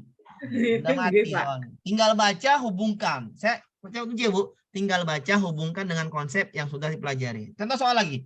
Seorang guru mengajar di sebuah sekolah di kawasan elit dengan biaya hidup yang cukup tinggi. Oke, elit cukup tinggi biaya hidupnya. Dengan gaji standar, pegawai beliau harus pandai-pandai mengelola keuangan agar bisa tercukupi kebutuhan keluarganya. Ketika masa pengisian nilai rapor, ada orang tua peserta didik yang berkunjung ke rumahnya dengan membawa bingkisan dengan harapan anaknya naik kelas. Berarti dengan harapan anaknya naik kelas. Berarti ada suatu masalah ya kan? Iya. Kalau ada suatu masalah, Verifikasi. sikap yang diambil adalah kalau saya bawa bingkisan dia Bu terima dulu aja kan gitu, kenyataan kan gitu. Kalau pada teorinya, Gratifikasi Pak, nggak boleh. kalau Nggak boleh. ambil dulu Bu, apa namanya rezeki kan gitu. Teori, kalau teorinya cari yang baik, yang Allah menjelaskan kriteria kenaikan kelas dengan jelas. Menolak kunjungan jangan tolak, ya. Jangan nggak boleh. Menyambut kedatangannya, ya disambutlah karena dia bingkisan, sambutlah bingkisannya. Memohon orang tua menyudahi permohonannya salah lah, nggak mungkin ya. Mengalihkan pembicaraan ya nggak boleh, itu namanya ngusir. Jawabannya adalah sambut dulu, habis itu jelaskannya, penilaiannya jelaskan. Bingkisannya gimana nih Bu? Terima. Tidak boleh menolak rezeki. Iya betul sekali. Nggak ada doa penolak rezeki. Nggak ada. Paham Bu ya? Oke lanjut. 30 soal ya, 30 soal besok lagi IPS ya. Besok IPS itu sebentar aja. Kalau mau nanya IPA besok silakan ya, besok ya. Besok IPS tuh tinggal sebentar lagi IPS, habis itu PPKN. Kalau besok mau nyambung ke IPA tanyakan silakan. Kita ulang IPA sebentar yang nggak tahu. Japri Pak, saya nggak ngerti nih Pak. Kelas malam ya. Oke? Oke. Tadi udah ini nama Situs Kumir, dia datang ke dokter, datang ke universitas, namanya Validasi. Udah ya tadi ya. Udah nih. Ini juga udah ya Bu ya. Oh itu sih. Ya. Ini soal sama nih ya. Nih soalnya. Dulu setiap Pak Tarno rutin pergi ke labor untuk memeriksa kadar kolesterol dan gula dalam tubuhnya. Untuk ke laboratorium jarak tempuhnya 2 jam. Dia meriksa jarak tempuhnya 2 jam. Terpaksa mengorbankan kegiatannya belajarnya di hari Sabtu. Gara-gara dia periksa kadar kolesterolnya. Tiba-tiba sekarang Pak Tarno tidak perlu lagi ke laboratorium. Ia dapat mengecek sendiri kadar kolesterolnya dengan alat baru. Bukti bahwa perkembangan teknologi mampu membawa dampak yakni dampaknya apa Bu? Kita pahami. Dia kan antara ini kan, saya mute dulu ya tadi ada suara ini dengung. Oke. Dia tadi nempuh jarak 2 jam mengorbankan waktunya. Sekarang ini ada alat baru. Jadi dampaknya apa? Efisiensi waktu. Iya, kalau saya jawabannya efisiensi waktu. Iya, Pak. Ya betul Pak. Efisiensi waktu dan jarak. Waktu dan jarak karena Ya kan dengan alat baru tadi bisa Tidak usah. mengefisienkan waktu. Jarak. Ya. Dia tidak perlu lagi pergi 2 jam. Iya, betul Bu. Saya jawabnya itu juga. Dia nggak perlu lagi pergi 2 jam, ya kan? Iya, betul. Bener kan? Betul Pak. Iya, lanjut. Lanjut. Kita masuk, ini dia soal tadi. Nah, kan? Gempa bumi di Aceh 2004 yang tadi tanya, nggak mungkin ada jawaban endogen ya kan Bu? Oh iya. Iya, itu nggak mungkin, itu nggak mungkin. Ya. Tak mungkin ya, tak mungkin. Di jawabannya adalah tektonik. Sistematik itu nggak ada bahasanya. Seismik yang ada bahasanya ini gerakan tanah bergelombang ya, tanahnya bergerak, tanahnya bergelombang. Ya. Ini ya, tektonik jenis gempa ini tektonik, vulkanik, runtuhan itu yang masuk kalau jenis gempa. Jadi kalau jenis gempa itu kalau nggak vulkanik, tektonik atau runtuhan. Cuman itu aja ya. Oke. Ini tektonik ya. Iya, Pak. Paham ya Bu ya? Kalau gempa di dekat Gunung Merapi meletus namanya vulkanik. Lagi. Pada saat seleksi penerimaan peserta didik baru, seorang guru diminta kepala sekolah menilai perihal kesetiaan, kepedulian, dan penghargaan yang tinggi calon peserta didik terhadap lingkungan tempat tinggalnya. Oleh karena itu, salah satu bukti yang ia hendak tanyakan adalah berapa kali Anda kerja bakti? Bagus. Berapa lama Anda tinggal? Ini enggak cukup. Kita tengok perihal kesetiaan, kepedulian, dan penghargaan yang tinggi. Ya. Apa saya tradisinya? Bagus. Bagaimana budaya kampung ini? Bagus. Dia paham. Masyarakat kampung ini kerja apa? Ini enggak usah. Tinggal 3 jawabannya yang bagus. Menilai perihal kesetiaan, kepedulian, dan penghargaan yang tinggi. Ya. Perihal kesetiaannya. Lo jawaban yang A bagus juga. Saya jawabnya antara A dan B. Bagaimana budaya kerjasama di kampung ini? Berarti dia setia atau penghargaan. Budaya kerjasama di kampung ini adalah kerja bakti katanya. Berarti kerja bakti adalah budaya. Makanya dia ikut kerja bakti. Ya. Ya, kalau jawabannya yang A itu setelah pertanyaan yang B, D. Bagaimana budaya kerjasama di kampung ini? Kerja bakti, Pak. Berapa kali kamu kerja bakti? Ah, itu. Makanya saya bilang pertanyaan yang ditanyakan adalah, ya saya jawabnya dia aja lah. Bagaimana budaya kerjasama di kampung ini? Ya. Perihal kesetiaan, kepedulian dan penghargaan yang tinggi. Ini emang saya ini jawab A, Kesetiaan antara Pak jawab itu Pak. jawab D.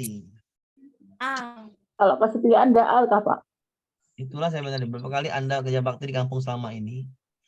Berapa budaya kampung ini? Menilai perihal Bekerja. kesetiaan, kepedulian. Peduli. Ya benar. itu kan Yang budaya Ya, ya, juga. ya. A ya, nanti kalau kelas siang ganti ya. A ya. Ya kan Ganti peduli A ya. Pak. Apa yang peduli pada Ya, lingkungan? nanti ganti ya kelas siang ganti nih ya. Yang ada kelas siang. Iya. Ya. Gantilah ini A ya. Diganti disebarkan di grup. Ya saya pun ini antara A sama D. Kepedulian ya bener lah. Iya, Peduli ya. peduli. Pedulian kan bakti. Oke lanjut. Ya, Gampang Pak. Lanjut. Kita diganti lah tuh ya kepedulian. Oke nih. Ini adalah bidang jasa, Bu. Ya, bidang seperti ini. Sekarang bidang jasa, ya kan, Bu? Iya, Pekerjaan itu bidang apa aja? Banyak kan, Bu? Bidang pertanian, pertanian. bidang industri, ya kan, Bu? Wah. Bidang Negara. kesehatan, kan gitu kan? Ini bidang jasa, kan gampang, Bu. Besok kita ini bidang jasa. Mungkin Ibu besok bidang sosial atau bidang ekonomi atau bidang pendidikan atau bidang apa lagi lah pekerjaannya, itu gampang, Bu ya. Bidang jasa berarti jasanya dibayar, Bu ya. Iya. Jadi kalau jasa itu yang mana? Lembaga sekolah, jasa kan? Iya. Perbankan, simpan, jasa. Tukar cukur rambut, Tukar jasa. cukur rambut, Jasa. jasa. Iya kan? Ya. Tanam cabai, pertanian. Iya. Tambang emas, pertambangan. Ya kan? Tambangan. Jasa jawabannya adalah 1, 2, 3. 1, 2, 3. Kamu, ibu yang masuk bidang yang lain, ngerti? Bidang pertambangan misalnya. Ya. Iya. Lanjut ya, kita lanjut sedikit lagi nih, biar istirahat. Apa Bu tadi berarti Bu? Saya mau tanya kenapa? Karena ada misalnya. Berarti Bu, berarti misalnya sosial, contohnya apa Pak Ibu? iya, Bidang bidang sosial. sosial. Bidang sosial apa contohnya Bu? Contohnya bidang sosial apa Bu? Bidang sosial apa Bu contohnya Bu? Iya, contohnya misalnya kegiatan di bidang sosial gitu. Bidang sosial. Panti asuhan. Panti Menghasilkan jompo. barang berarti Pak Amir ya. Ya bisa sosial tuh bisa seperti PMI. tim SAR ya, tim SAR, tim SAR, PMI, nah seperti itulah Bu, bidang sosial ya. Oh iya. Jiwa sosial yang ada jiwa sosialnya gitu ya, jiwa sosialnya tim SAR ya, itu namanya jiwa sosial, pemadam kebakaran, gitu kan. Pertolongan itu namanya jiwa sosial. Ya. Memberi bantuan mungkin. Ya, memberi bantuan seperti itulah. Oke, paham Bu ya? Ya, Lanjut. Pak. Kita ke soal berikutnya. Harga seikat bayam, nah ini soalnya juga kan. Kalau tadi beda, kalau ini beda lagi. Seikat bayam di toko Jawa Timur 10.000. Irfan tidak jadi belinya, mahal katanya. Dia beli di pasar yang lebih rendah. Kemudian dia belilah tadi itu belanjanya. Belanja bayam 10.000. Seikatnya 10.000 yang mahal lah. Ya, beli di pasar lah satu lagi lebih rendah. Berarti si Irfan ini memperhatikan harga barang, iya kan? Ya. Jawabannya D. Bener kan dia kan? Betul, Pak. Lanjut ya, ini soal IPS nggak terlalu sulit. Ya. Ini sama seperti ini ya, sama seperti kualitas hidup. Dampak terlalu padatnya penduduk. Carilah kualitas hidup yang semakin menurun, itu jawabannya. Soalnya sama kan? Tadi soalnya Pulau Jawa, ya kan? Jawa Barat. Ini sekarang ini dampaknya dibuatnya. Kan samanya soalnya sama kan, Bu? Iya, betul, Pak. Nah, dibalik-balik aja. Dampaknya penduduk terkonsentrasi di Pulau Jawa. Tadi apa, Bu? Kualitas hidup. Kualitas hidup lebih rendah. Ya udah jawab nomor 5 kan? Yang ada Iya. 5-nya benar, cuman ini kan? Iya, Ya betul. udah selesai. Kan itu aja. Pokoknya Bu paham. Penduduk banyak, kualitas hidup nurun. Udah Kualitas selesai. menurun. Iya, Pak. Ya. Mau dibalik-balik gimana pun selesai jawabannya tahu kan itu. Jawabannya ada. Kualitas hidup itu nurun kayak mana? Misalnya kriminalitas tinggi. Mencari pekerjaan semakin susah ya, Pak. Iya, seperti itu. Area pertanian semakin berkurang. Itu namanya semakin sedikit, makin turun. Ngerti, Bu? Ya. Ya Allah, Pak. Oke, lanjut kita ke soal 30. Nah, habis kok? Belum juga habis. Sedikit lagi. Nah, sedikit lagi aman. Oke, biar kita tidur maksudnya. Sekolah wajib menyediakan lingkungan yang ramah bagi peserta didik agar perbedaan, ingat, yang melekat pada pribadi peserta didik tidak menjadi penghalang. Bagaimana caranya supaya perbedaan tidak jadi penghalang dalam belajar? A. Membangun semangat keluargaan. Benar, Bu ya? Dalam kelas ya, melengkapi sarana ngapain? Datang ke sekolah tepat waktu ngapain? Mengajar itu mata pelajaran yang baik. Disiplin ya, itu profesional. Kalau yang D, mengajar mata pelajaran dengan baik, profesional. Yang C, datang di sekolah sebelum pembelajaran, itu namanya disiplin. Melengkapi sarana itu namanya keperluan sekolah yang baik, seperti itu. Yang E, peserta didik diistimewakan, salah. Jadi bagaimana cara membangun perbedaan? Ya, semangat kekeluargaan. Wali kelas Bersamaan, iya, keluargaan. kebersamaan, bagaimana gotong royong sama-sama, bagi kelompoknya jangan yang A, yang kelompok A suku Jawa semua jangan, yang B Batak semua jangan, dipisah ya. Ini suku Batak, suku Jawa, perhatikan sukunya pisahkan biar bergaul ya. Jadi orang Batak belajar orang Jawa belajar dari orang Batak, ya kan, Bu? Seperti itulah ya. Ya, oke, lanjut kita ya. Lanjut kita ke soal berikutnya. Teknologi terus. Teknologi berkembang dengan pesat, memudahkan pekerjaan, interaksi. Tadi tuh interaksi kan? Interaksi ya, interaksi dan berkomunikasi. Kata kuncinya adalah interaksi dan komunikasi. Manfaatnya, carilah yang berinteraksi dan berkomunikasi. Yang A, manusia dapat lebih cepat menyelesaikan pekerjaan. Salah ya? Salah. Nyambung. Seorang dapat terhubung dengan berinteraksi banyak orang. Nyambung? Ya, nyambung. Ada interaksinya. Ya. Muncul persaingan dalam bidang teknologi. Nggak mungkin ya. Mungkin. Intinya manusia berinteraksi dan berkomunikasi. Peralatan teknologi yang canggih ya nggak nyambung. Membuat manusia menjadi sangat tergantung pada teknologi ya nggak nyambung. Inilah orang dapat terhubung dengan berinteraksi dengan banyak orang. Sesuai ya? Sesuai. Wah, ya, jadi nggak usah ribet baca soal IPS ini. Salah satu daerah mengalami bencana banjir. Warga yang membutuhkan pertolongan yang cepat. Melihat tersebut, seorang guru daerah tersebut mengajak murid-muridnya, siswa-siswanya untuk mewujudkan perilaku rela berkorban. Rela berkorban ini sila keberapa? Sila ketiga ya.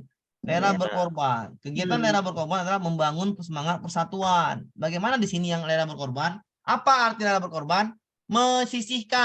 Menyisihkan atau menyumbangkan secara ikhlas apa yang dimilikinya. Itu namanya rela berkorban. Yang A, mengerahkan tenaga. Itu bukan rela berkorban. Namanya relawan. Paham, Bu? Relawan namanya. Menyumbangkan tenaga. Bukan yang dia miliki. Yang dia miliki barang. Barang ya, duit. Oh, yang D, Pak. Yang D. Membantu memasak. Itu namanya relawan. Relawan.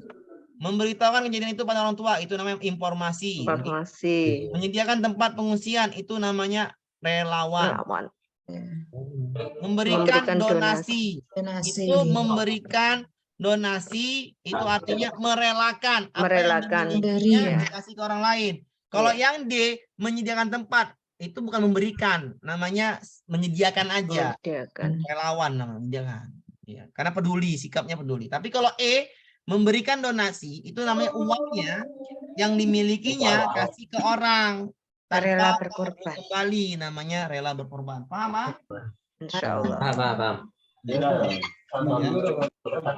Lagi lanjut, bisa nyambung lagi. Indonesia termasuk negara agraris, namun demikian menekuni dan bekerja pada sektor perikanan dan pertanian masih belum menjadi profesi yang menarik bagi generasi muda. Perhatikan, Bu, sektor perikanan dan pertanian padahal sektor yang paling besar di negara kita ini ya. Negara kita. Kenapa, Bu? Karena kalau kita paham perikanan, paham peternakan, paham pertanian, makanya itu gampang sekali menjadi orang yang sukses. Tapi pada dasarnya sekarang jadi petani itu tidak lagi menjadi profesi yang menarik. Kenapa? Karena pupuknya mahal, bisa hancur ladangnya, dibuang-buang. Nah, itu. Ya, betul. Ya, jadi itu tersistematis, Bu ya. Indonesia ini kasihannya gimana? Kita petani ini seakan-akan pekerjaan yang di bawah ya, atau pekerjaan betul, Pak. yang itu kasihan ya. Padahal petani itu harusnya itu adalah pekerjaan yang mewah, yang gajinya bukan lagi ece-ece. Kenapa? Karena kalau nggak ada petani kita kacau. Tapi kenyataannya seperti itu, kita banyak impor. Itu namanya sistematis, Bu ya. Itu bukan lagi itu. Pupuknya seakan-akan mahal. Itu namanya tersistematis ya. Bukan kita yang salah. Kita nggak tahu lah bukan yang salah. Intinya petani kalau di negara Malaysia, kalau di negara Filipina, negara Vietnam, 240 kenapa? ya, Anu 50 kilo. negara Vietnam, Thailand, ya Bu ya, itu adalah negara petaninya makmur Bu ya. Jepang ya, itu petaninya makmur. Kenapa? Karena mereka itu enak jadi petani ketimbang jadi yang lain ya. Kalau kita nggak kebalikan. Oke. Sebagai guru memiliki kepedulian terhadap fenomena tersebut dalam pembelajaran adalah menjelaskan yang A, pentingnya mata pencarian bagi petani. Ya betul, ini bagus ya. Jelaskanlah pentingnya. Oke. Melakukan penyuluhan ngapain? Bukan kegiatan kita. Melakukan pameran bukan kegiatan kita. Meminta perusahaan bukan kegiatan kita. Mengadakan pelatihan bukan kegiatan kita. Jadi yang kegiatan kita adalah menjelaskan pentingnya mata pencarian bagi petani, bagi bangsa. Oke Bu, bisa dipahamin ya? Siap. Oke, bisa kita nyambung lagi Bu. Sudah malam 9.40. Sudah mau pada Pak Amir, tanya saya satu Pak. apa Bu? Saya mau ujian P3K Pak. Soalnya itu sama dengan soal UP itu Pak. Ya, Japri aja Bu. Japri. Saya Japri aja Bu ya. Pak. Japri saya Bu. Oke, soal P3K beda sekali dengan soal UP Bu. Isinya ada beda. Ya, saya nanya sama Bapak. Saya baru Japri aja Bu. Japri saya Bu. Oke. Amir, Oi. Amir, nanti soal UP itu ada IPS berapa, ada IPA berapa? Oke. Bagus. Pertanyaannya bagus. Saya jelaskan Bu ya. Oke. Saya jelaskan, boleh jelaskan Bu. Ya. 120 soal UP. Perhatikan yang masuk ini ya. Nanti jelaskan kawannya. 120 soal UP. Pak butuh benar berapa? Bukan butuh nilai ya, butuh benar aja. Benar harus minimal ya, tidak boleh di bawah ini. Tidak boleh di bawah 84. Minimal 84 soal benar ya. Soal benar. Ya. Minimal 84 soal benar. Oke Bu, paham? Ya Pak. Bagiannya Pak, Bapak nih pembagian gimana Pak? Oke, pembagiannya saya bagikan. Soal namanya kepribadian, kompetensi pribadi, tahu Bu? Kepribadian, tahu kan Bu? Kompetensi guru, kepribadian dan sosial. Maaf ya, tulisan saya jelek. 20 soal. Nah, kompetensi pribadian dan sosial ini masih dibagi nih 10 pribadi, 10 sosial. Paham Bu? Ya. Bagi 20 soal. Pedagogi itu yang dalam hal mengetahui karakteristik pembelajaran siswa. Itu namanya 40 soal. Jadi ditambahin ini, kedua ini, pedagogi namanya juga. Ini 60 soal. Kalau ini soal kemudian ya 15-18 soal benar lah, ini terlalu mudah itu. Yang B, yang ini adalah soal kompetensi pribadian, sosial, pedagogi. Atau lagi apa Bu? IPA. Profesional.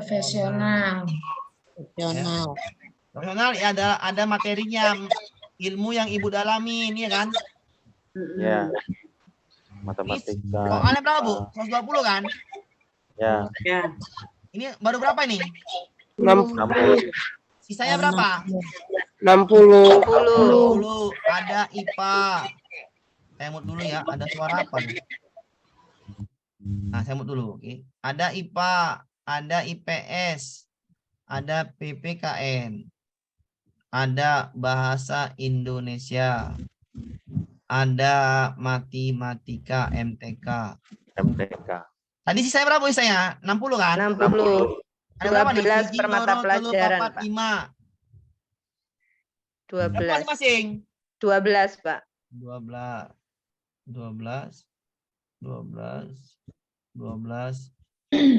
Paham, Bu? Paham. Nanti 12 IPA ini bukan semuanya IPA, ngerti, Bu? Ada 2 soal menyangkut IPA, maksudnya gini, ada 2 soal ini menyangkut pedagoginya, disambungkan ke pedagogi, ngerti Bu? 2 soal ini disambungkan ke pedagoginya, ya. Tapi ya bahasanya materi IPA juga. Jadi tinggal dipahamin aja, tidak masalah ya. Yang sulit di mana? Ya saya sulitnya pedagogi ya, pedagogi ini 40 soal, ini cukup banyak, tapi tidak terlalu sulit ketimbang kita bahas satu matematika ini yang sulit ini bagi yang sulit ya, kalau bagi yang tidak sulit aman. Ada 5-6 soal yang ngitung, yang cukup rumit emang, tapi tidak terlalu rumit sekali. 5-6 soal. Selebihnya gampang.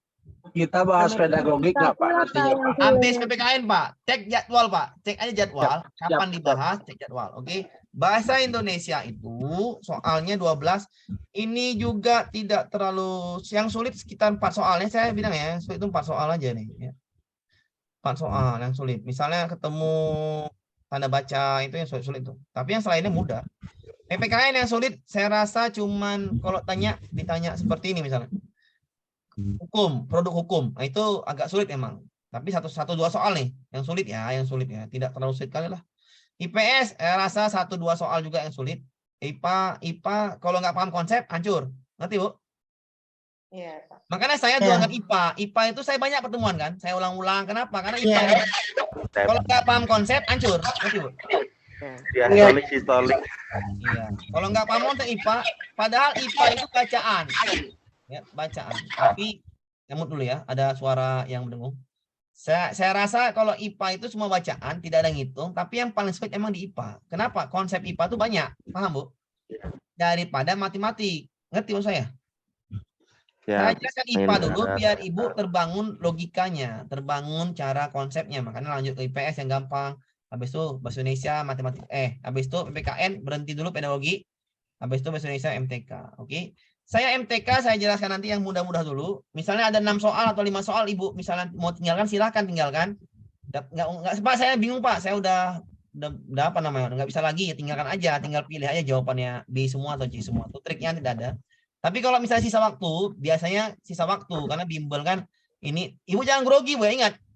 Biasanya member saya atau biasanya itu kalau saya yang sudah saya terangkan ini dengan jelas, biasanya ya, insya Allah itu kelebihan waktu biasanya 30 menit atau 35 menit kelebihan waktu. Jadi Ibu jangan takut dulu. Misalnya apa? Ibu kencing dulu sebelum ujian, kencing dulu, makan dulu, pipis dulu, dulu, semuanya Ibu lakukan dulu sebelum ujian, ngerti Bu? Ya. Ya. Jangan sampai nanti ujian jam 2, Ibu belum makan, itu nyari mati namanya, nyari mati namanya. Saya kalau mati.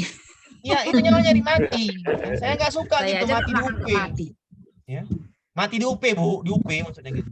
Mati di UP, bukan mati orangnya, bukan. Mati orangnya, Bu. Ibu nih bahasa Saya Medan itu. pikir karena saya nggak suka makan pikirku. Nggak usah gitu, Bu. Wah, Ini, itu Bu. bahaya. Ibu kan ujian jam 14.00. Kalau Ibu nggak suka makan bahaya, Bu. Wip kan, Bu. Ya. Saya perhatikan, Bu. Saya perhatikan nih banyak perempuan ini sepele dengan makan. Ngerti, Bu? Ya. Ibu jawab soal 121 dalam berapa waktu? 3 jam, Bu ya? Iya, Pak. Ya, saya ulangin ya. Saya ngajar, Bu. Ngajar Ibu nih 1,5 jam. Perut saya lapar loh, Bu. Saya nyangkol 2 jam pagi-pagi hari Minggu, 2 jam nyangkol belakang saya, nanam tahapan, nyangkol rumput. Itu 2 jam saya nggak lapar loh, Bu. Iya, ya. Maksudnya paham, Bu? Iya, Pak. Pikiran itu kalau nggak makan Ibu selesai. Ya. Jadi kalau Ibu jam 12 siang, 14 siang, Ibu paginya minum vitamin, minum susu yang energinya ada, Ibu makan yang protein, makan yang berprotein, ya telur, susu, ya berprotein, intinya berprotein, ikan, Ibu makan. Ketika Ibu ngerjakan soal, Ibu udah ada stamina. Itu trik, Bu, trik untuk Ibu 3 jam duduk nggak makan ya hancur kita, banyak kali faktornya. Ya. Hancur jawab soal 120 nggak makan, ya, hancur kita. Ya. Nggak bisa itu, Bu. Harus makan. Satu lagi sebelum ujian, 1 jam sebelum ujian, Ibu sakit perut, Ibu ekan, jangan Ibu tahan. Kadang-kadang saat kencing Pak, jangan Ibu tahan, kencing dulu 3 jam loh, nggak boleh keluar, nanti ada keluar curigain, ngerti Bu? Ya Pak. Itu trik namanya, nggak bisa kita faktornya seperti itu faktor. Habis apalagi faktornya Pak, internet. Jangan nanti ujiannya, udah tau lah ujian di rumah itu, misalnya di rumah, maaf, rumahnya jauh dari internet, atau pakai wifi yang kadang-kadang macet. Jangan ujian di situ, gawat kita. Karena kan udah tahu macet, kadang-kadang macet, seringan macet, jangan ujian di situ. Ujiannya cari sinyalnya yang full, yang mantap. Jadi kalau ada kendala aman. Jangan pakai laptop yang sembarangan. Ini enggak ada laptop error, pinjam laptop Basing Bella laptop tuh, Basing Bella terserah ya. Laptop yang suka-suka hati, yang biasa aja, yang tidak tahu lah kayak mana. Macet, lambat, installnya payah, ya kacau. Jadi ujian UP itu bukan ujian sembarangan, ya. Ujian mental namanya. mental kita harus terjaga dengan makanan sehat, tubuh yang Pak kuat, Amir, tubuhnya kuat semuanya. Aman. Silakan, Bu. Pak Amir, kemarin saya sudah dua kali UP, selalu kendalanya selalu di waktu. Kemarin saya sudah menit keberapa baru 35 soal. Ya, Ibu terlalu bolak-balik punya soal ya kan? Iya. Iya, bagus. Saya udah paham di mana masalahnya. Bolak-balik banyak soal, udah saya terangkan. Ibu baca soal sekali aja, baca sekali atau langsung ke jawaban atau langsung ke pertanyaan. Udah tahu pertanyaannya apa? Baca sekali, langsung salahkan jawaban yang mana salah, langsung salahkan. Jangan lagi baca lagi, nggak boleh baca jawaban 2 kali, itu nggak boleh. Oh iya, karena Yang terlalu A. berhati-hati. Nah, itu nggak boleh. Ibu misalnya A, mengerahkan tenaga kerja memperbaiki lingkungan, nggak nyambung, salahkan langsung, Bu. Langsung bersinkron dia, sinkron. Makanya saya bilang, Pak, bagaimana dia sinkron? Ibu punya soal nggak dari saya banyak nggak? Banyak. Per materi nggak saya buat? Per materi kan? Iya, Pak. Materi. Ada nggak latihan tryoutnya saya buat per hari itu 60 soal? Ada. Itu untuk apa? Untuk latihan. Latihan mensinkronkan. Baca-baca tadi. Kalau ibu nggak sering latihan, ya maaf, Bu, maaf. Kalau lari, ibu lomba lari nggak pernah latihan, sengok, Bu. Latihan lah ya, latihan. Udah saya kasih triknya, pagi-pagi 2 jam, sisakan waktu sejam atau setengah jam, bacalah soal lagi. Jam kosong di ngajar, baca lagi soal.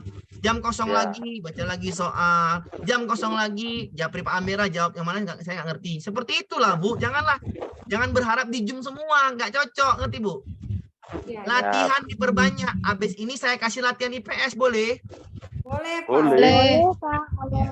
Ini latihan IPS ya, latihan IPS saya hapus ini, ya, saya hapus. Nah, ini latihan IPS, Bu. Latihan IPS nih, latihan IPS. Saya buat tadi, Bu, latihan IPS. 3 paket isinya, Bu. 3 paket. Soalnya itu 12, 25, 30. Ada sekitar 67 soal. Ibu jawab ini paket 1. Kalau udah jawab paket 1, saya mau 12 soal dulu lah. Paket 1 nih ya. Dalam satu ini 3 paket. Jawablah yang paket 1 sampai 12. Paham, Bu? Sampai 12. Nanti klik selanjutnya terus, klik lagi selanjutnya, baru kirim. Jangan dijawab semua, paham, Bu? Jawab dulu paket 1, ngerti? Ini pakai waktu enggak, Pak? Saya mau pakai waktu, nanti ada yang nggak bisa caranya. Saya kadang-kadang itu saya males. Iya, Pak, kayak kemarin. Iya, itu saya kadang-kadang itu saya males. Banyak yang nggak bisa, banyak yang gaptek. Saya takut itu. Kira-kira sendiri aja ya, Pak ya? Iya. Gak teknologi. Iya, maksudnya saya kasih 2 nanti, misalnya yang tryout ya, khusus tryout yang 120 soal, ada yang pakai waktu, ada yang tidak, ngerti, Bu? Ya. Kenapa? Nanti kalau misalnya dia nggak ngerti, dia bisa pakai nggak ada waktu. Jadi jangan tanya-tanya saya terus. Kenapa? Itu kan teknis, ngerti, Bu ya? Ya. Yang nanya itu banyak kali, Bu, teknis tadi. Saya males lah, Bu, jawabnya. Pening saya, Bu. Nggak bisa, Pak. Nggak bisa, Pak. Maklum, Pak. Ya, maksudnya saya berpikir, udahlah saya ganti jelas soal yang nggak pakai waktu biar enak. Ngerti, Bu, maksudnya? Betul, Pak. Iya, biar cepet, biar nggak tanya-tanya. Kenapa? Bukan kerjaan itu lagi. Kerjaan saya adalah menjelaskan bagaimana biar lulus, ngerti, Bu? Iya. Ini kan teknis nih ya. Ini caranya gimana? Jawab dulu sampai 12 soal. Udah dijawab 12 soal, bikin acing. Perhatikan, Bu ya. Ini A misalnya ya, A pula di sini. Ibu next kan. Berikutnya apa, Bu? Ada berikutnya kan, Bu? Ini ada kan? Ya. Kan, Bu? Nampak habis itu berikutnya lagi. Ibu mau tahu nilai yang 12 soal tadi. Ya. Ibu bikin berikutnya lagi. Ibu jangan jawab pakai 3, nggak usah jawab pakai 3. Nah, paket 3 nggak usah jawab, paket 2 nggak usah jawab. Paket 1 aja, Ibu kirim lah. Kirim nilainya keluar, lihat skor. Oh, paket 1 nilai saya nih 0. 0 dari 12 poin. Nampak, Bu? 0 nih. Ada, Bu? Ada. Ini paket 1 yang dijawab paket 1. Kalau paket 2, Pak, ya jawab paket 2 setelah itu. Sama caranya. Paket 3 jawab paket 3. Oke, paham? Paham. Saya kirim langsung ini, saya kirim biar Ibu nggak usah pening-pening, saya kirim, tengoklah di grupnya. Pak, tengok di mana? Di grup ya. Di grup. Jangan tengok lain-lain, tengok lain-lain pula kan. Amir. Oi. itu nanti kalau misalnya saya sudah mengerjakan, kan sudah keluar skor nih, boleh mengulang lagi atau tidak? Bebas, semau-mau Ibu. Oke, terima kasih Pak. Ya. Oke. Saya tengok dulu setelannya. Saya tengok setelan dulu setelannya. Benar nggak ini bebas? Ya, setelannya bebas nggak nih? Bebas nggak setelannya? Bebas. Satu kesamaan answer. Answer. Kemarin masih bisa Iya nih. dikerjakan Pak Amir. Bebas, semuanya bebas Bu sekarang. Saya malas lagi nanya, Pak pelik kali Pak. Bapak kok ini Pak sih Pak, saya nggak mau lagi dah. Bebas lah mana mau lah. Saya malas saya. Nggak mau ruwet Pak Amir ya Pak. Ya saya nggak mau urut lagi Bu. Mending Bu. Ya, kan? Mending. Nggih, kasihan Pak Amir. Iya, saya bagi Bu ya, bagi ya. Ya. Saya bagi ini. Kok yang ini? Ya saya bagi dulu link tadi ini saya bagi, saya salin Bu ya, saya salin. Ya, saya nggak ada passwordnya Pak, nggak ada, biar nggak ribet ya. Biar nggak ribet. Pak, password opo lagi password. Udah nggak usah pakai password lah, ngapain pakai password? Yang PKN tadi sama ya Pak yang dibahas di sini. Itu masih modul Bu, masih modul. Oh. Belum latihan. Kenapa? Nggak mungkin saya belum terangkan kasih latihan, nggak nyambung lah Bu. Iya. Gitu. Ya. Itu namanya langkahnya langsung C6. Saya nggak suka, saya bertahap. Saya jelaskan, saya kasih latihan. Saya nggak mau kasih semua. Nafsinya bertahap. Kenapa? Biar supaya bertahap. Paham? Saya kirim bukan? Ya, Wes. Aman ya, saya akhiri dulu. Assalamualaikum warahmatullahi wabarakatuh. Sampai jumpa lagi malam depan. Selamat malam, salam sehat. Terima kasih Pak Amir. Sampai jumpa lagi. Terima kasih Pak. Oke. Saya end dulu ya. Saya ngantuk. Ya. Oke, ngantuk kali lah Bu. Nggak tahan. Ngantuk betul nih. Ngantuk meneh. Apa? Iya, jam 10 Bu. Awak aja Tidur. orang ngantuk Pak. Walah Mak, tidur tuh jam 10 Bu. Saya nggak bisa Bu. Tidur jam 10 saya harus. Jam 11, 10 saya tidur lah. Capek. Ya Bu ya. Assalamualaikum. Besok ya. Ada pula yang baru masuk lagi. Astagfirullahaladzim, 10 masuk lagi ya. Ngelinder Pak, ngelinder. Iya, mimpi ya tuh. Sambil megang laptop ya mungkin tuh tidur ya. Kacau itu. Bobo.